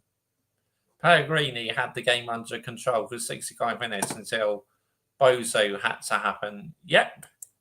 That's true, AK. Facts, AK. Yeah. Has won and played the Champions League final. Who has played a Club World Cup final. Who has been part of Chelsea's history in winning major honours. You dropped Reece James. Yeah? You also dropped Levi Colwill, who has been instrumental in these last sort of 4 Premier League games. And you dropped Uncle Tozzy, which was mad to us, because at the end of the day, you don't drop players that are in form and players that are you play your best players. So right, he took a risk playing Nicholas Jackson, and there is a reason why he did that. And I haven't seen anyone on the timeline speak out why he done that. And I'll explain to you why he did it. I'll explain to you why he dropped Reece James. And he got punished for it. Because what he did was, instead of inverting Cucurella, he wanted Cucurella to play the left centre-back role to keep Anthony on wraps, to pocket Anthony because he was so worried about Anthony. But we all know that Gusto cannot invert. Gusto is the worst at inverting. Reece can do it better than him. I mean, Chelsea could not get in the game at all when Gusto was on, but when they took him off, they looked much better. And what happens? Gusto plays the ball. We get punished, we get caught out. He scores a great goal. They go 1-0 up after, 10, 15 minutes. They go 1-0 up. Their supporters are going nuts, bro. Yeah? Now, that's what you do in finals. You don't drop your captain. Explain to me, what manager drops their captain in a final? I just, unless they are injured or just come back from injury, you do not drop your captain. Facts, yeah. If your captain is not injured, you do not drop your captain. It's a bit like if Manchester United drops Bruno Fernandes, I'll be fuming. Got punished for that. And in fact, in that whole first half, it was the Isco show. It was all Isco. Isco was running rings around Casado, Enzo Fernandez. Gusto didn't know which way he was looking or going. He was getting in all the pockets, he was playing all the balls. And let's have it right. You know, we almost conceded a second goal, even 3 goals, and it could have been good night, sweetheart, in the first half. 1-0. Good night, sweetheart. Oh, Johnny, that's brilliant. What a saying. Going in at half time, you always feel that there's a chance. And what Pellegrini did so well was he compacted and packed out the middle of the park and said to us, all right, go on, have a possession and go down the wings. But when you go down the wings, there's no one to play into. All the channels are blocked. Everything's congested. And that was the story of the first half. So what did Enzo Maresca have to do? I said, and I knew it when I spoke to my mate on the phone, I said, you watch, we'll go 1-0 down, and what's he going to go and do? He's going to go and bring on Reece James. He's going to have no... Which he did. Starting the second half, bought on Reece James, and you saw a difference already. So he's kind of got egg on his face for not starting him. Result to bring on Reece James. And what happens at half time? He brings on Reece James, he takes off Gusto. Because Gusto had a stinker. Completely done. Stinker and Hugs. Completely done. Left us open. While we were containing Anthony, we had the other side to deal with. If you have Reece James in there, like we did in the second half, at the start, you could see the difference instantly. You could see how we were starting to control the game. You see a little bit more calmness. You see a little bit more guile, leadership. He was huddling the players, saying, come on, we're still in this. That's what captains do. That's what leaders do. You do not bench those players. So, he rectified the mistake and brought him on. It was in our favour that their left winger that scored went off injured. And they brought on some young'un who's got blistering pace, but we didn't see him in the game. And you could just see Real Betis starting to just take their foot off the pedal, lose that control of the game. Isco was getting closed down more because Reece with Cucurella were alternating and packing them.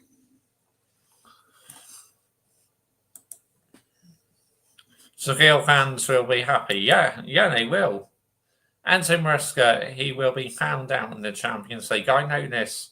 Plus, Cole Palmer probably won't score as much in the Champions League. I mean, Cole Palmer, he's good in the Premier League and that, but yeah, it will be a test for him in the Champions League. And so Maresca first final, and he will learn from this. And this is a young team. Ours is learning on the job. Congratulations to Chelsea tonight. I'm very happy with the trophy. But, rich money makers, I bet you're not over celebrating it, are you? Like, you've won the UCL. Because to me, this is nothing like winning the UCL. A lot of your fans are going to get giddy over this, winning the Conference League. And your ownership, no doubt about it, are going to get giddy as well. Now celebrate this like winning the UCL. I mean, what are we doing here? Seriously. But Chelsea fans should not all of a sudden forget the damage and the mess they created at Chelsea. Because even if Manchester United were in the same position, I would not forget the damage what the ownership had done. It's as simple as that. Yes, you've won a trophy. Enjoy the moment, be very happy. But my advice is do not let this ownership off the hook.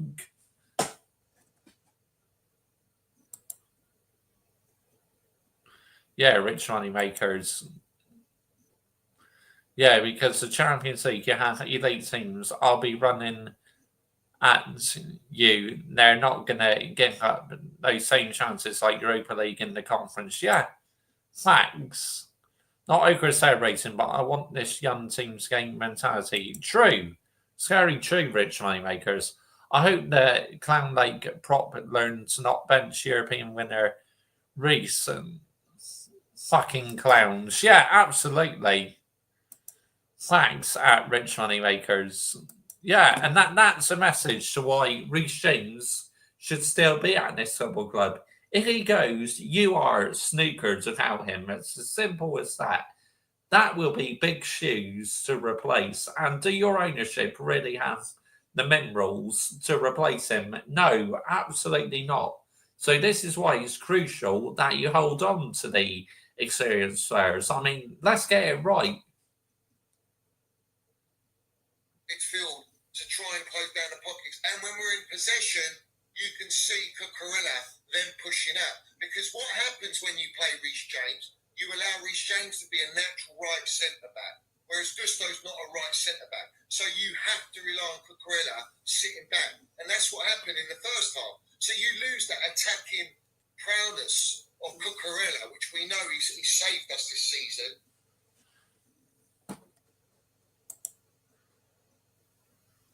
When I handle Yamal, Rafinha, if they get Barcelona, an example, that's a good question. Big question, though. They will even be able to handle us next season. Will they be? Yeah, because no doubt about it, AK, you're going on a rebuild this summer, so it will be a test of character to see if they can handle you next season. And Liverpool, of course, will they be able to handle you? I say yes. It's going to be one of you two who wins the league next season, I reckon. definitely. One of you two will be favourites for it. Arsenal, we all know what they're like, so yeah, forget about them. The ownership has to show me more, but I got a feeling Todd push for more elite players. I mean, if he can bring in elite players, then maybe, going in the step in the right direction. But, the damage they have done to the club, it should not be forgotten. Well, this year, this start of the new year, where he's been our top goal scorer and influential in how we attack and getting into positions. Well, we lost all that in the first half because he was too concerned with Anthony. And what did Anthony do? Anthony, I knew was going to bottle in this final. He's a bottle job. He might be in good form, but he's a bottle job. And at the end of the day, what is this? The mighty Real Betis. This is a team we should be beating. And we did beat them. But the game changer was Reece James all day long. And I knew that. Like I said, I honestly believed that this was going to be Chelsea's toughest test yet in the Conference League, where, well, first half it was. The second half, they turned it around. So they did pass the test, I say. But why is our manager not realising that? Why do you have to risk it like that? What if we went 2-0 down, bruv? Then what happens? Then you're asking even more of these so-called players, young players, you say are not ready to be in a title challenge. We're not ready to compete for 4 trophies. That's what Espresso come out and said. But then comes out to all the press and says, fuck you. So it's a flip-flop narrative from the manager and it flip-flop team selection. You do not risk it in final. Yeah, true. You do not risk it in finals. Flip-flop. Yeah. You cannot risk it. Because that easily could have backfired tonight. Thankfully, for Chelsea fans' sake, it didn't. But that easily could have gone wrong. In finals, you play your best player. So anyway, second half, you can see the difference. And it always comes down to this player. It always comes down to this one player in particular. Who in the first half was no...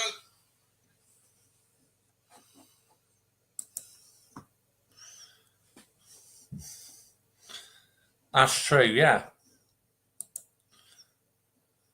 For fuck's sake, a moth is hovering in my lights. Oh, no. Not a moth. Oh, don't forget our match action where I told the moth to F off because it landed on me. Oh, that was gold. Real Betis isn't a bad team, and Real Betis has even drawn Barcelona and beat Real Madrid. So it will give our players the experience. Yeah.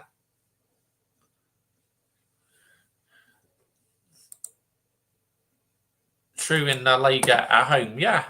Yeah, very true. Got close down, lost the ball, got outnumbered, didn't really have much influence, playing as that number 10. And what happens when Cole Palmer drifts off to the right?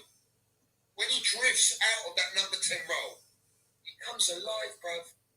It's called minerals. Yeah. Magic Palmer. And he lays off to get the assist. And who's there? And credit to Fernandes. Credit to him. He turned up in a big game for this group of players to get that header.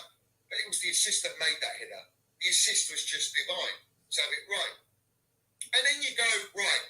1-1, tells are up, we're in possession, we're ready to go.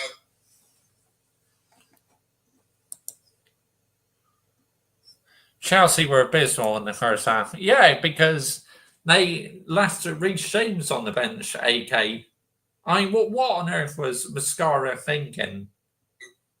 And Cole Palmer does it again, bro. Another beautiful, skillful assist to Nick or Jackson. Let's have it right. I mean, how it comes? Does it come off his chest, his shoulder, whatever the fuck? He doesn't know where it comes off. He was just like, beat it, beat it, beat it, beat it. I'm gonna get sold in the summer. Do you know what I mean? He probably knows it because we're getting linked to Bilal now. It's Bilal. We're winning the Conference League, and obviously. I mean, if Delap goes to Manchester United or Chelsea, I mean that is just laughable. We we've got top four to play Champions League, and we're getting signed up with Liam Delap. That's who we're getting. We're getting our big striker, Liam Delap. That's another discussion, and we'll go into that later. But let's have it right. Jackson finishes it. He says he wants to make it up in the final. He did make it up, but he also had a one-on-one where he showed what Nicholas Jackson really is as a striker. I mean, that was a shambles. He should have scored that. I mean, it was like a touch of a cement boot. Rap, la caca, you know. But it is what it is, bro. Yeah, we got the 2 goals, 2-1, and that's it. And then what happens? Mudueke for me, you know, this player. But let's go to Neto. Neto did nothing in this game. Absolutely nothing, bro. Let's have it right. Played on the right, and you got Mudueke on the left. Both of them very ineffective.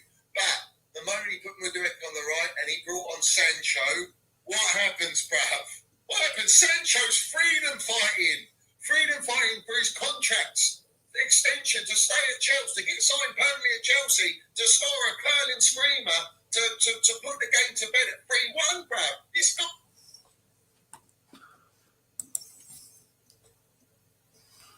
Pellegrini has a proven track record, has won the Premier League and FA Cup in his first season. Unlucky for him. He does not deserve all the blame. Absolutely. Yeah, I agree with you, AK. You know, I thought he's a very solid manager for you guys. I really did. You know, obviously not as good as Pep. You know, Pep is simply, like, literally a generational, isn't he? Like, so lands and minerals, won stuff with Barcelona, Bayern Munich. So, yeah.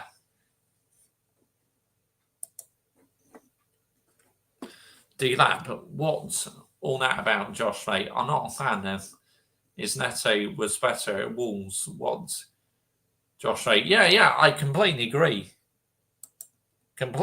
Adam Partridge. Even though he was better 10 years ago. I'm right, yeah. Nice freedom fight for his life. He even takes off his shirt to hold it up, bruv. He's desperate, bruv. He's desperate to stay at Chelsea. And what are we getting? Well, let's have it right. He's on £300 a week. So the ownership, are they going to pay? Thanks, Rich Moneymakers. He did, mate. His salary, or even better still, is Sancho going to lower his salary because he really wants to stay at Chelsea, bruv? We don't know. Only the transfer window will tell us that. But what a great finish. And freedom fighting, he can do that all day long, but he needs to do it consistently, bro. You know, he's not getting enough GA. But on this occasion, to do the final, he didn't do the Champions League final, he didn't do the Europa League final, did he? But he done it for Chelsea in the Conference League final against Betis. Let's have it right. So, 3-1, that's it. Go. Because if that happens in the Champions League and they do get embarrassed one day, late teams are going to go back and ranting if this does happen. Yeah, absolutely. Thanks, Adam Dar. They will do. Game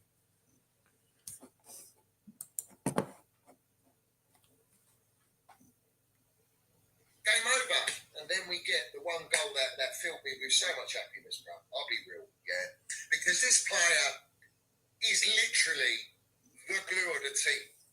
This player in particular, without him, would be absolutely fucked. Yeah, this guy is the only piece. To me, if he goes, then literally he has left a big hole in that Chelsea team. And who are they going to get to replace Reece James if he leaves? I mean, would you really trust this ownership and board to bring in a suitable replacement? Because certainly I wouldn't, you know, if this was Manchester United. Of the spine, a true spine that we should build around. And that's Moises Caicedo, bruv. Master, he's desperate for Victor Osimhen to be linking up with, let's have it right. And this guy's played every single game of every single minute for Chelsea Football Club, wore the shirt, crest.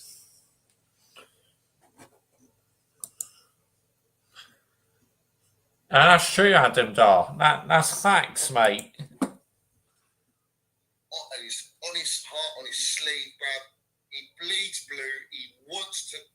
deliver at Chelsea. And respect to him, bruv.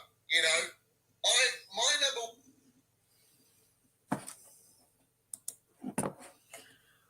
I agree with you, Rich Honeymakers. The scorer managed to beat very experienced Sancho and Pellegrini tonight. Congratulations to him. Yeah, absolutely. Fair play to him.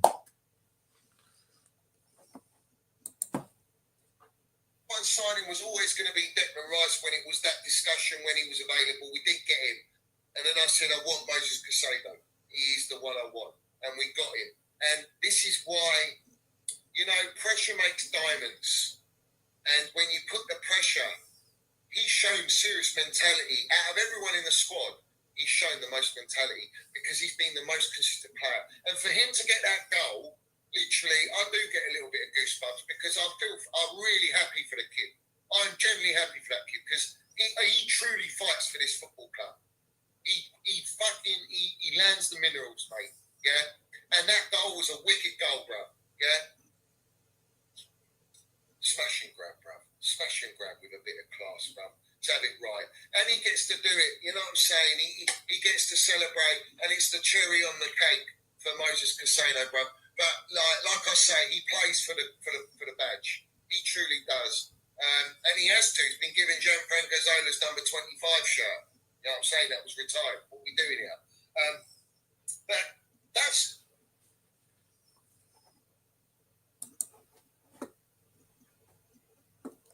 Where are these 21 stands at, by the way?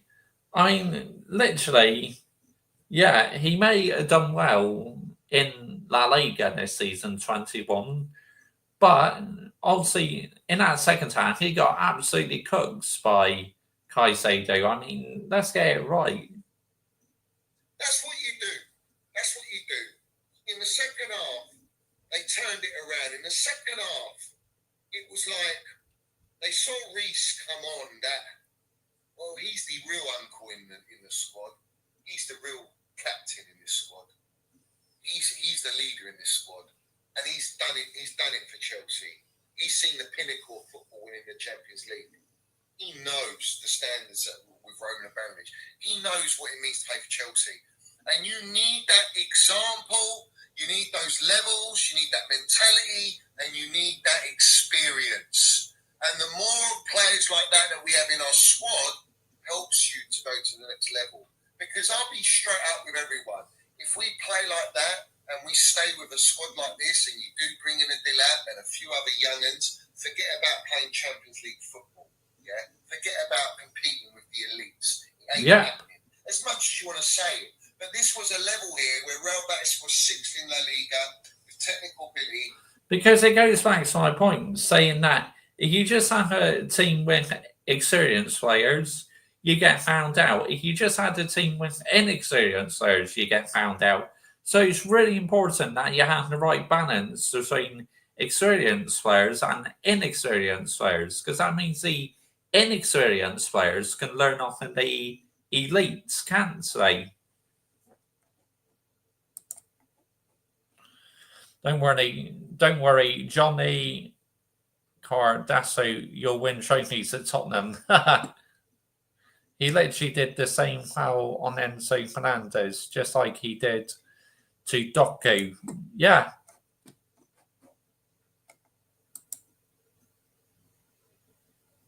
That's true, but it will take a while.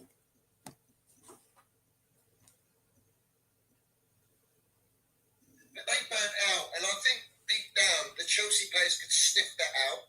They smelt the blood, they smelt the nerves once they got the level up, and they felt like we're on top. And the mentality started oozing, the confidence started coming in. And when players are confident, that's when you start to deliver and give out and distribute the minerals. And that's exactly what happened tonight. And we have to credit a lot of these players because they haven't won anything. It's the first trophy they've won for Chelsea. And it is Chelsea DNA to win a trophy. Of course it I is. rate this trophy. That's me personally. I don't rate it. It doesn't excite me. But it was a good final. I enjoyed watching the final. And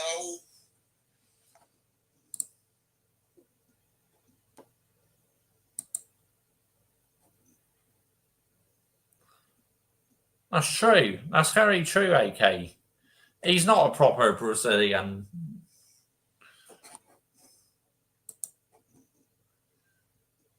He should take up wrestling alongside his partner Razas. Yeah, WWE. Yeah. Always enjoy Chelsea winning a trophy. That is something that we all enjoy. And we can say that we are the only team to complete the set in football. But that's it. Now, it's move on. Now, it's like, let me give you an example. When Reece James and Cole Palmer were interviewed, yeah, the journalist.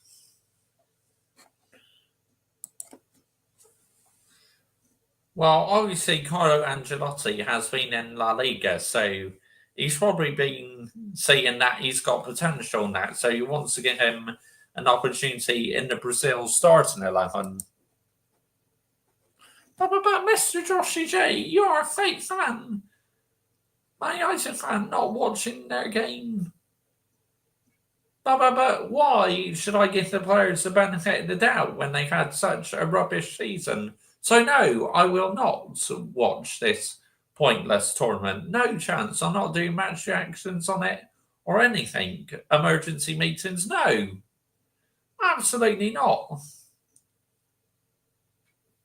That was asked the question to Reece James and to Cole Palmer and said, well, to Reece James first, let's have it right. Said, well, is this a successful season, finishing top 4 in the Conference League? And Reece James says, well, you can answer that. So she goes to ask Cole Palmer. And Cole Palmer goes, you can ask the captain that. Which tells me one thing and one thing only. Reece knows the standards and levels at this football club. And Cole Palmer's played with City and grew up with Pep Guardiola's mentality, grassroots DNA. Those two players know that this is, it's great, we've won it. They're on my level, bruv. They're on my level, they're on our level. So have it right. They know that this standard. Like I said, I'm happy for Chelsea ultras, proper Chelsea, but any like the brown envelopes, like Rory Jennings, Lewis G, nah, you can get in the bin. Seriously, Alex Goldberg, all of you in the bin, but proper Chelsea, I couldn't be any more happier for it. They deserve it, but not the Ronans. They can get out of here. So there's levels playing for Chelsea Football Club. And by them not answering the question tells you, all right, we've done what everyone's asked of us when people doubted us. And I did. I said we weren't going to get top 4. I said we weren't going to win this trophy. And I said if this gaffer doesn't win the Conference League and doesn't get us top 4, he should be sacked immediately. But we were PR'd that he was never going to get sacked. He was going to be bulletproof, which tells me where the standards are. The transfer window will tell me where the intent is and the ambition to really compete at the elite level. Yeah, that's what's going to show me, not winning a Conference League. And if you think I'm going to be apologising to these owners, you're a long way from Starbucks, mate. I will praise the players because they delivered what was a necessity. Being in this competition, playing most of the worst teams I've ever witnessed in football, bro, who are part-time plumbers and Burger King employees and shit like that. You know what I'm saying? Like, teams that have had sponsorships. True, teams in this competition have been very, very poor. On their shirts, and we ain't. And it's been an embarrassment. And we come up against a decent team, and you see, prime example, Isco, that's what experience gives you. It gives you that. It gives you that control, that level, that class. We need more of it at Chelsea. We need those levels at Chelsea. We need... John Terry came out yesterday. He came out yesterday and he said, the ownership don't want to go down that route. It's clear they're not going to go down that route. They're not going to sign 29, 30-year-olds. He's not even saying that age. He's saying, we need an experienced striker. We need experienced players. We need 4 of them, 3 or 4 of them, That's what he says. I personally think that, Well, we all do. We can all see that. But he's also letting you know that the ownership don't want to go down that route. So where does that leave us? You can't do Isco, bruv. That's how deep it is. I've actually signed Isco in this team. What a player, bruv. He's a baller. He's an absolute baller. And respect to John Terry for saying that, even though he works within the club, he's letting you know, and he told us, even if we do that, we're 2 years, if not more, of winning Premier League, bruv. All right? So this is the foundations. It's the bare minimum. It's a baseline, yeah?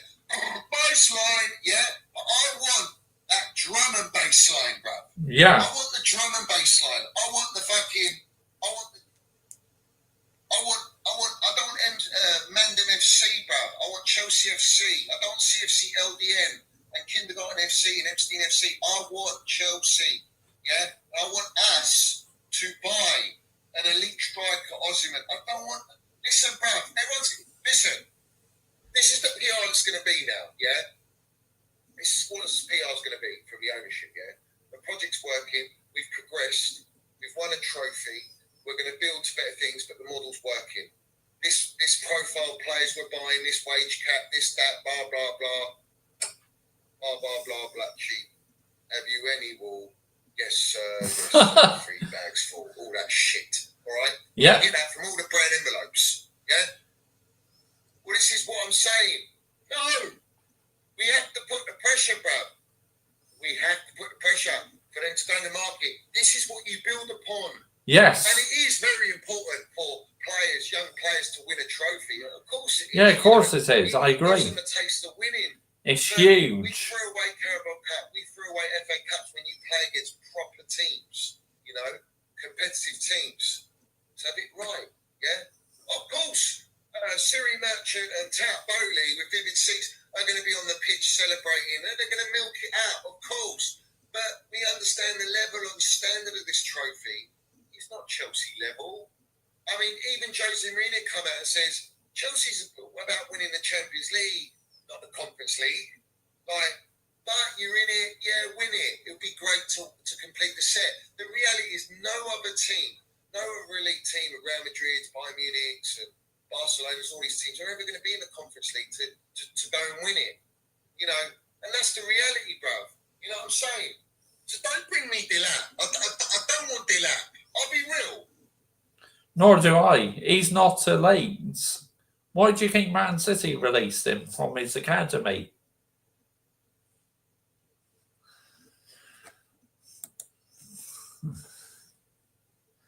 Jose, the unstoppable machine from 15 years ago from Inter Milan. That's where it all started. Thanks. That you're spot on, Adam Dar. People are going to propaganda Delap. Yeah. Oh, he's Premier League proven and all this shit, bro. Yeah. And what? And what? Is he elite, Delap? No, he isn't. That's why I don't want him anywhere near my football club. Same as Johnny doesn't want him near his football club either, because he's not elite. Nah, mate. I want an animal up front. Yeah. An animal. There is still a squad up. Like, we got Hoyland, we got Sirski, where both of them are just absolutely not good enough. Go and get me a Gokares or something, but we're not going to get Gokares because we're not in Europe. That's the consequence for us missing out on Europe. We're going to find it bloody difficult to attract, top players. He should go to Everton and West Ham. Yep.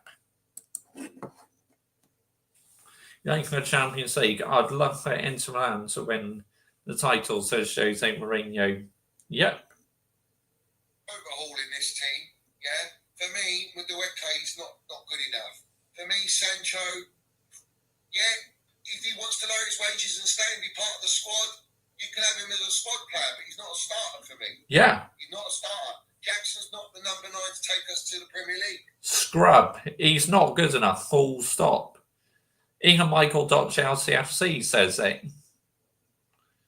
This is Conference League. Talk about Premier League and Champions League, which is where Chelsea belong to be competing at the highest level. So you need to upgrade the squad. You know, get a world-class goalkeeper. In fact, Jorgensen, we'll give him a shout because Sanchez didn't play this game. Jorgensen played majority of the Conference League. In fact, Sanchez played some of the Conference League because Enzo Maresca said, "Oh, Sanchez is not my number one. Jorgensen's my number one now." To then flip it to say Sanchez is my number.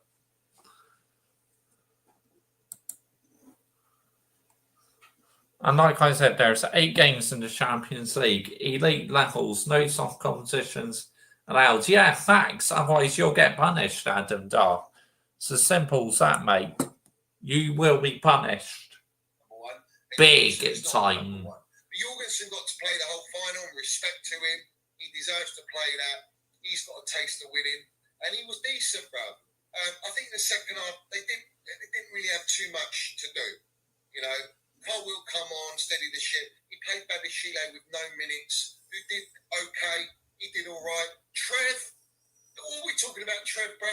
Trev's a Cobham boy. He's proper Chelsea. He's won another trophy now. He's won another trophy. Yeah, from Chelsea. true. If these clowns sell Trev Chalobah, it's a criminal offence, and people will sponsor that shit. Yeah, like if they sell Reece James as well, it will be criminal. Cole Palmer, FC, again, without this player, where do we get the goals? And funny enough, Exactly. Cole Palmer with a 2. Because not only is he good at scoring goals, but he's brilliant at providing assists as well, Cole Palmer. Worldly assists in the moments where you need to dig out the minerals and show mentality and fight and to get back in the game. That was Cole Palmer, and he didn't play as a number 10 there. He was played on the right wing. That's where he's most effective. But this manager plays inverted nonsense all the time, and you can't do that. You can't do it against the elite teams. You need the best players at your football club to compete for the best trophies in the game. Otherwise, you ain't going to win the best trophies in the game. So have it right. This manager's not won any European trophy. He now has. All right? Let's see what we do in the market. But ultimately, for me, let's have it right. This model ain't changing. I can see by the signings they're making, it's not going to change. So you're going to have to drink it in. You're going to have to drink it in. Not me. I'm not drinking that in. Yeah? Because I can see where this is going next season if we do not strengthen with proper players of experience and leadership. How do you expect young players to develop without having anything to look up to? Facts. Week in, week out. Or when it's not going well, you've got players that can deliver. We've gone through a tough patch now. Yeah, we've had the worst away record this season. Yeah, and we've managed to get top 4 on 1 error on a nutsack. All right, the Premier League next year is going to be much more competitive and of higher quality because every other club is going to be strengthening and they're making signings. So the signings is what. Yeah, Inter Milan won 5 trophies in 2010, and they knocked AC Milan off their perch as well, mate. I mean, that Inter Milan team was, unbelievable. Shows the ambition. And I'll be real, if we want to win the Premier League, and I should demand the Premier League next year. Fourth year, phase 4, we should be winning the Premier League with the amount of money we spend. This is not success to get top 4 and to win a Conference League. This is just basic, minimum. Yeah. It's not the levels at Chelsea. Nope. And it's a great away day. I see the Real Betis are trying to give it bigger to the Chelsea supporters, and they stood their ground, said it right. We saw all the banners up. It was lovely to see, and big up to everyone that travelled to witness the young kids lift the trophy. And it's a foundation laid, great, but you've got to build on it, and you've got to build on it in the right way. Yes. You can't say, right, look, we've won. You have to do it the right way. Continue with young kids project because you're not going to hit those levels. No, you're not. You've even proven a track record that you're selling players that you buy, that you PR, are here for 5 years to grow with the team. So we know that's a fugazi. You have to put your money where your mouth is. Yeah, you have to do that now. I'm done with all this talking and all this shit. Yeah. I want you to break the wage structure. Right? This is how deep it is, yeah. Because I know what crooks these owners are. Yeah, they ain't gonna change. A leopard don't change its spots. Yeah, a clown will always be a clown. So Yeah. But the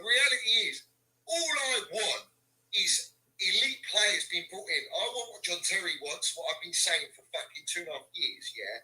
And every other ex-professional, everyone at Chelsea can see that we need, even Jason Cundy came out and says, we need to go in the market. We need a goalkeeper, we need a centre-back, we need another midfielder, and we need a striker. He says we need a spine. I've been saying that, and everyone calls me negative for it. The reality is, you have to buy a spine, but of experience. Then we can say, do you know what? Blue coat. Now we're cooking. Now we're looking at doing something. Now we're showing serious intent. And you might have a Minerals FC to support it. But at the end of the day, until you do that, it's going to be the same old shit every season with what we're seeing, bro. It will be. And they have found, like, where's Wally? Where's Misha? Where is he? Where's Minerals Madrid? Or we see him. We don't know what's happened to him. 6 months, he's disappeared, and now he's walking the streets with the supporters, and respect to him, bro. But I'll be real, yeah. There's teams that are already ahead of us. I'm talking Premier League and in Champions League. There are teams that are already ahead of us that are going to strengthen. Yes. And we're already behind them. Yeah. I don't look at this league, this year's league. Even Cundy, John Terry, they've come out to the lowest level in quality. You're not going to get that again. You're not going to get that. But I was saying, what my point was, if you're going to go and buy players that are got not XG data, goals and assist data, factual data, that have played in the Premier League players. Then you build with that. But you need experience as well. You need that. Listen, Osimhen has... That's exactly what I keep saying. You need to make sure experience and inexperienced players. Johnny Minerals is spot on there. Wherever he's gone, he's won titles, yeah? That's what I want. I want that striker, yeah? But it doesn't stop there. It can't just be Victor Osimhen. It's got to be, you know, a Bastoni defender. Even a Braithwaite, he's played Premier League football. He's got experience. He's solid. He can play out the back. He can play in different formations. You know, someone like that, a Diogo Costa. Well, look, listen, you can go and spend 75 million on two Portuguese kids. You're going to go and spend 80 million on Ekiteke. You're going to spend 30 million. You're going to spend like 200 million when you could go and spend 60 million on Osimhen, sell a load of shit that you bought, all right, and then you can sort the wages for Osimhen, all right, and then you can bring in a world-class goalkeeper, and then you start to build a true spine. The reality is... It's a bit like Manchester United, you know, got two absolutely useless goalkeepers where we need to invest in some new goalkeepers, you know. Onana, trash. Bayindir, trash. Let's get it right. Both of them, awful. They're not going to do that. Look, I just don't see it. I don't see it. And now, in their mind, because they're so deluded because they don't know football, they're going to go, oh yeah, the project's fine. It's working. All the supporters are buying into it. Don't get it twisted, yeah? Chelsea supporters know that this trophy's Mickey Mouse, yeah? It's embarrassing. Yeah, it's like winning the Carabao Cup, like I said. You win the Conference League, that's winning the Carabao Cup. If you win the Europa League, that's literally winning the FA Cup. If you win the UCL, that's winning the Premier League. You know, the levels are right there, people.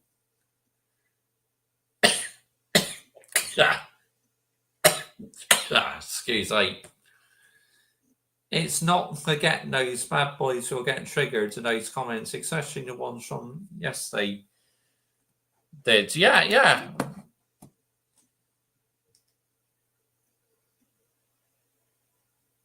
it, all right?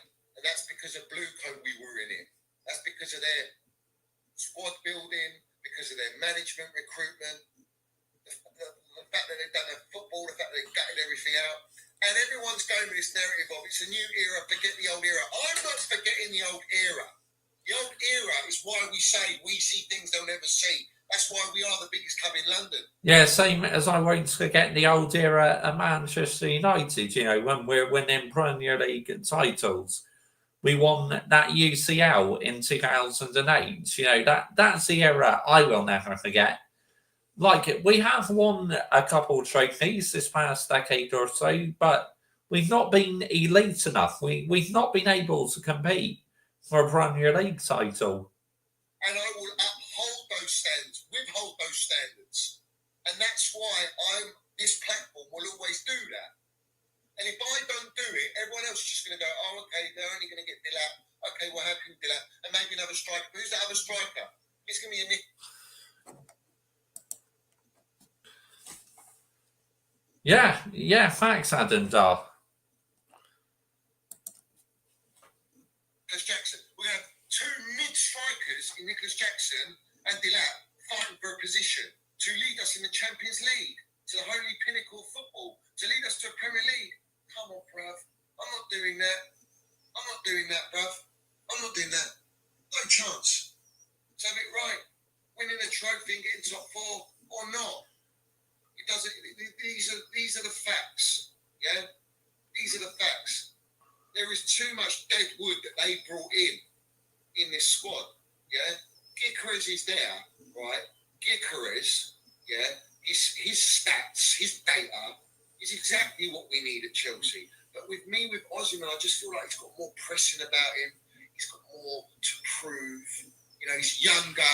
And everyone talks this Fugazi narrative that Osimhen's not going to have no resale value, yeah? 25 years old. You keep him for 3 years. You can sell him wherever to La Liga or even to Saudi League, all right?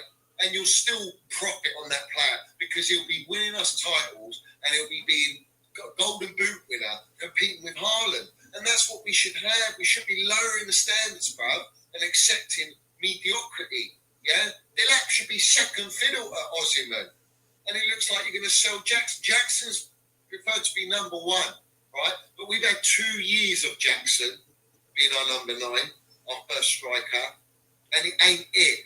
And I saw again what he's about tonight. Yes, he got his goal, but he needs about 5 chances to score one. Yeah, that's him. Osimhen don't need that. Gyökeres don't need that. You know, and Dilap is. It's a risk. It's a gamble again. There's no guarantees that this kid's going to blossom. But it's all about profit, resale value, and that's why let's see what the intent is. I know what the intent's going to be, but I want you lot to see what it's about. Because John Terry's just come out and told you they're going to stick with their ways. They're not going to go that route. And I've known that for over 2.5 years, come up to 3 years now. I've known that. Now, I've been telling everyone. And you've been spot on about it, Johnny. Facts. And you have to understand that this squad is not ready to compete for Premier League as it is. This squad is nowhere near ready to compete in the Champions League.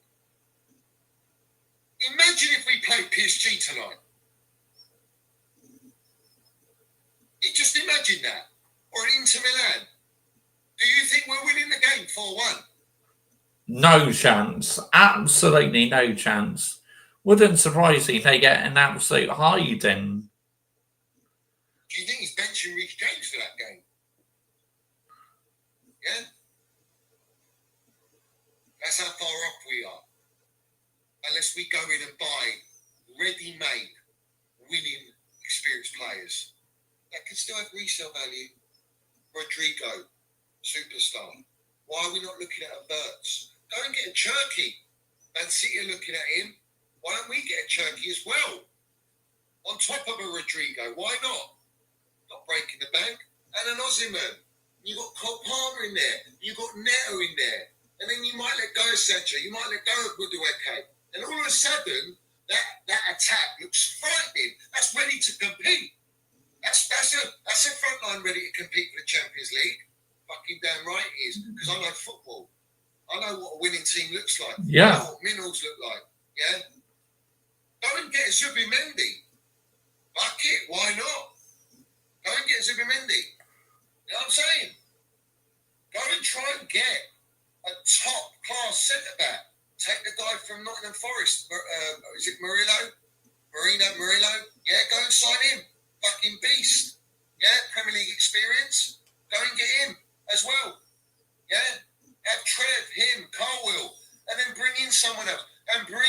a world-class goalkeeper. And all of a sudden, we look like we're ready to cook. And we can buy into that. We can propaganda that. I'm tired, bruv, yeah? I'm tired. Like, I want to banter everyone. Like, fuck it, let's banter them, bruv, yeah? Spursy are celebrating winning Europa League, yeah? All right? And they've won it sitting 17th in the league. Yeah? 17th in the league, they won Europa League and got Champions League football. Man United in the gutter. I don't doubt Man United are going to come back. They're looking at Cunha. Cunha's a baller, bruv. Yeah? Fucking baller. Yeah. Mbembo, yeah? 20 goals he's got. 20 goals this season, yeah? That's what I'm saying. My Premier League proven players, yeah? That score you goals. Adds quality, bro. But let's have it right. Spursy won their first European trophy in how many years, bro? 18 years.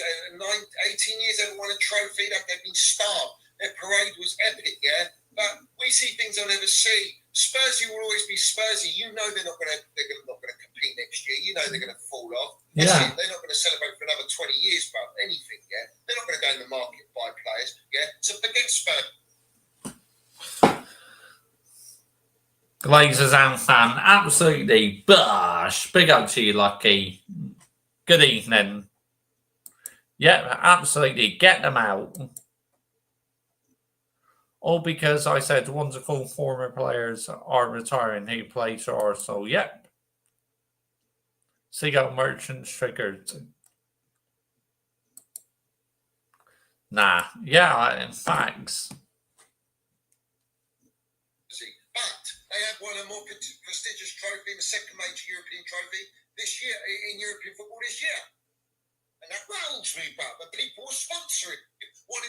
Yeah, facts. I completely agree with you, Lucky. You know, they need to get out of here. First to win that. Yeah? Arsenal. Yeah, facts, Adam Dar. Phase 5 going into phase 6. Lego head now committing to he needs to win a major honour. That fan base is in the gutter. Arsenal Football Club, they don't know what winning feels like. They don't know. They don't know what winning feels like in Europe. We do. We've been in the gutter for 3 years, yeah? We're in the most disgraceful, embarrassing competition. Yet we still gone and won a trophy more than Arsenal in the last 3 years under this ownership. Tells you the state of Arsenal. Yeah, they're still above us in the league. They're still competing above us in the league. They're still strengthened to compete in the league. But it's about winning. Yeah. And this is my point. I don't care about all this trust the process PR that Arsenal are feeding. Nope. I don't get a shit about it either. Trust the process. Get in the bin. I don't want all this trust the process PR. Win now. Think about the now. Tommy T said it. You can have a process, but think about the now. Yes. To win now. Yeah, What's the point in facts. trusting in a project and a process if you're not winning anything? And then who's going to buy into that project and that process? It's going to be an eye-opener like fucking Clockwork Orange next year to all the supporters. They'll be like that with eyes fucking in the chair like that. All right, MK Ultra that with all the PR to finally have an epiphany when we see what signings come in to go, fuck, yeah, we're off it. We're still off it, yeah? And by then it's too late. So my point is, yeah, you've got to put the pressure on. You cannot accept these standards. You cannot accept this, we've won a trophy now. What if this is the only trophy we win now? I'll be real. 3 years we've been trying to win the Carabao Cup, FA Cup, the bare minimum. We can't do it. We've been trying to get in the Champions League, can't do it. Now we've just about done it. I'm a realist and I know what's around us. Yeah. I know the quality around us. I know like how many teams have fallen off a cliff this year. It's not going to be like that next year. So you have to strengthen. You have to be competitive in the market at a top level. You need to listen to John Terry. He's won it all. He knows. He knows what Chelsea's standards are and levels are. Jose Mourinho knows. Gianfranco Zola knows. John Obi Mikel says, if you're here to make profit, you can fuck off. Chelsea's about winning trophies. Yes, we won a trophy. Great. We've won a trophy. But this is not the trophy that you go, We're back. Chelsea's back. The trophy No, when Chelsea's no. back is when you're winning the Premier League. Yeah, that's when Chelsea back in business, when they win the Premier League or the UCL. Let's get it right. You're winning the Champions League. That's when you're back. Or when you're Yeah. competing for it, properly competing for it, right to the end, and you're in a title race. You can buy into that. You're not going to do that with this squad. If you think that, you're a long way from Starbucks, mate. Yeah, you are. You are. These are the facts, bro. There we go. Johnny Mimrolls landing the absolute damn Mimrolls as always. Big up to Johnny Mimrolls. Make sure you're subscribing to Mimrolls FC. You know, what a guy. He just says it how it is. He lands the facts. Yeah, I got a lot of time for Johnny. I really have. But yeah, my message is very clear though. The damage what these ownership have done at Chelsea should not be forgotten. Chelsea fans, enjoy this moment, but do not forget why you've been in this situation, yeah? Because these run-ins of owners have absolutely wrecked your football club. Let's get it right. So, yeah, that's my take on it. You know, fully deserved winners. Like I said, enjoy this moment, but now you need to focus on some more serious business, like winning the major honours again, like the Premier League and the UCL. But this is a huge confidence booster for their young team. It really is. But anyway, that is my thoughts on the game. I just want to say big up to every single one of you. I literally wanted to give my input on the game. Literally, Real Betis were good in the first half. Chelsea were terrible, but second half, Chelsea upped their game, and Real Betis just could not handle Chelsea's pressure in the second half. It's as simple as that. I am going to be wrapping this up now, people. So thank you all so much for watching. Big up to every single one of you in the live chat and elite stream once again. So, and I'll be back with an F1 preview for the Barcelona Grand Prix, and I'll be doing another stream as well. So plenty of football content to come on this YouTube channel, because this is literally now has become a channel for all football teams. So, yep, F1 content on here, me talk about other football teams and Manchester United as well. So make sure you are hitting the subscribe button. Thank you all so much for watching. And yep, I'll just take a look at a couple last comments before I end the stream, people. Yeah, F the PR, absolutely, Adam Dar. Yep, and big up to you, Lucky, as well, for being part of the stream. But should we see if there's anyone live who I'm interested in, you know, any of my favourites? If not, we'll just wrap things up. No, but no one's really lying who I like, so yeah, but we'll end it there, people. Thank you all so much for watching. And don't forget, Glazers out, Enios out, and brown envelopes in the bin as well. Bye-bye. We're out of here.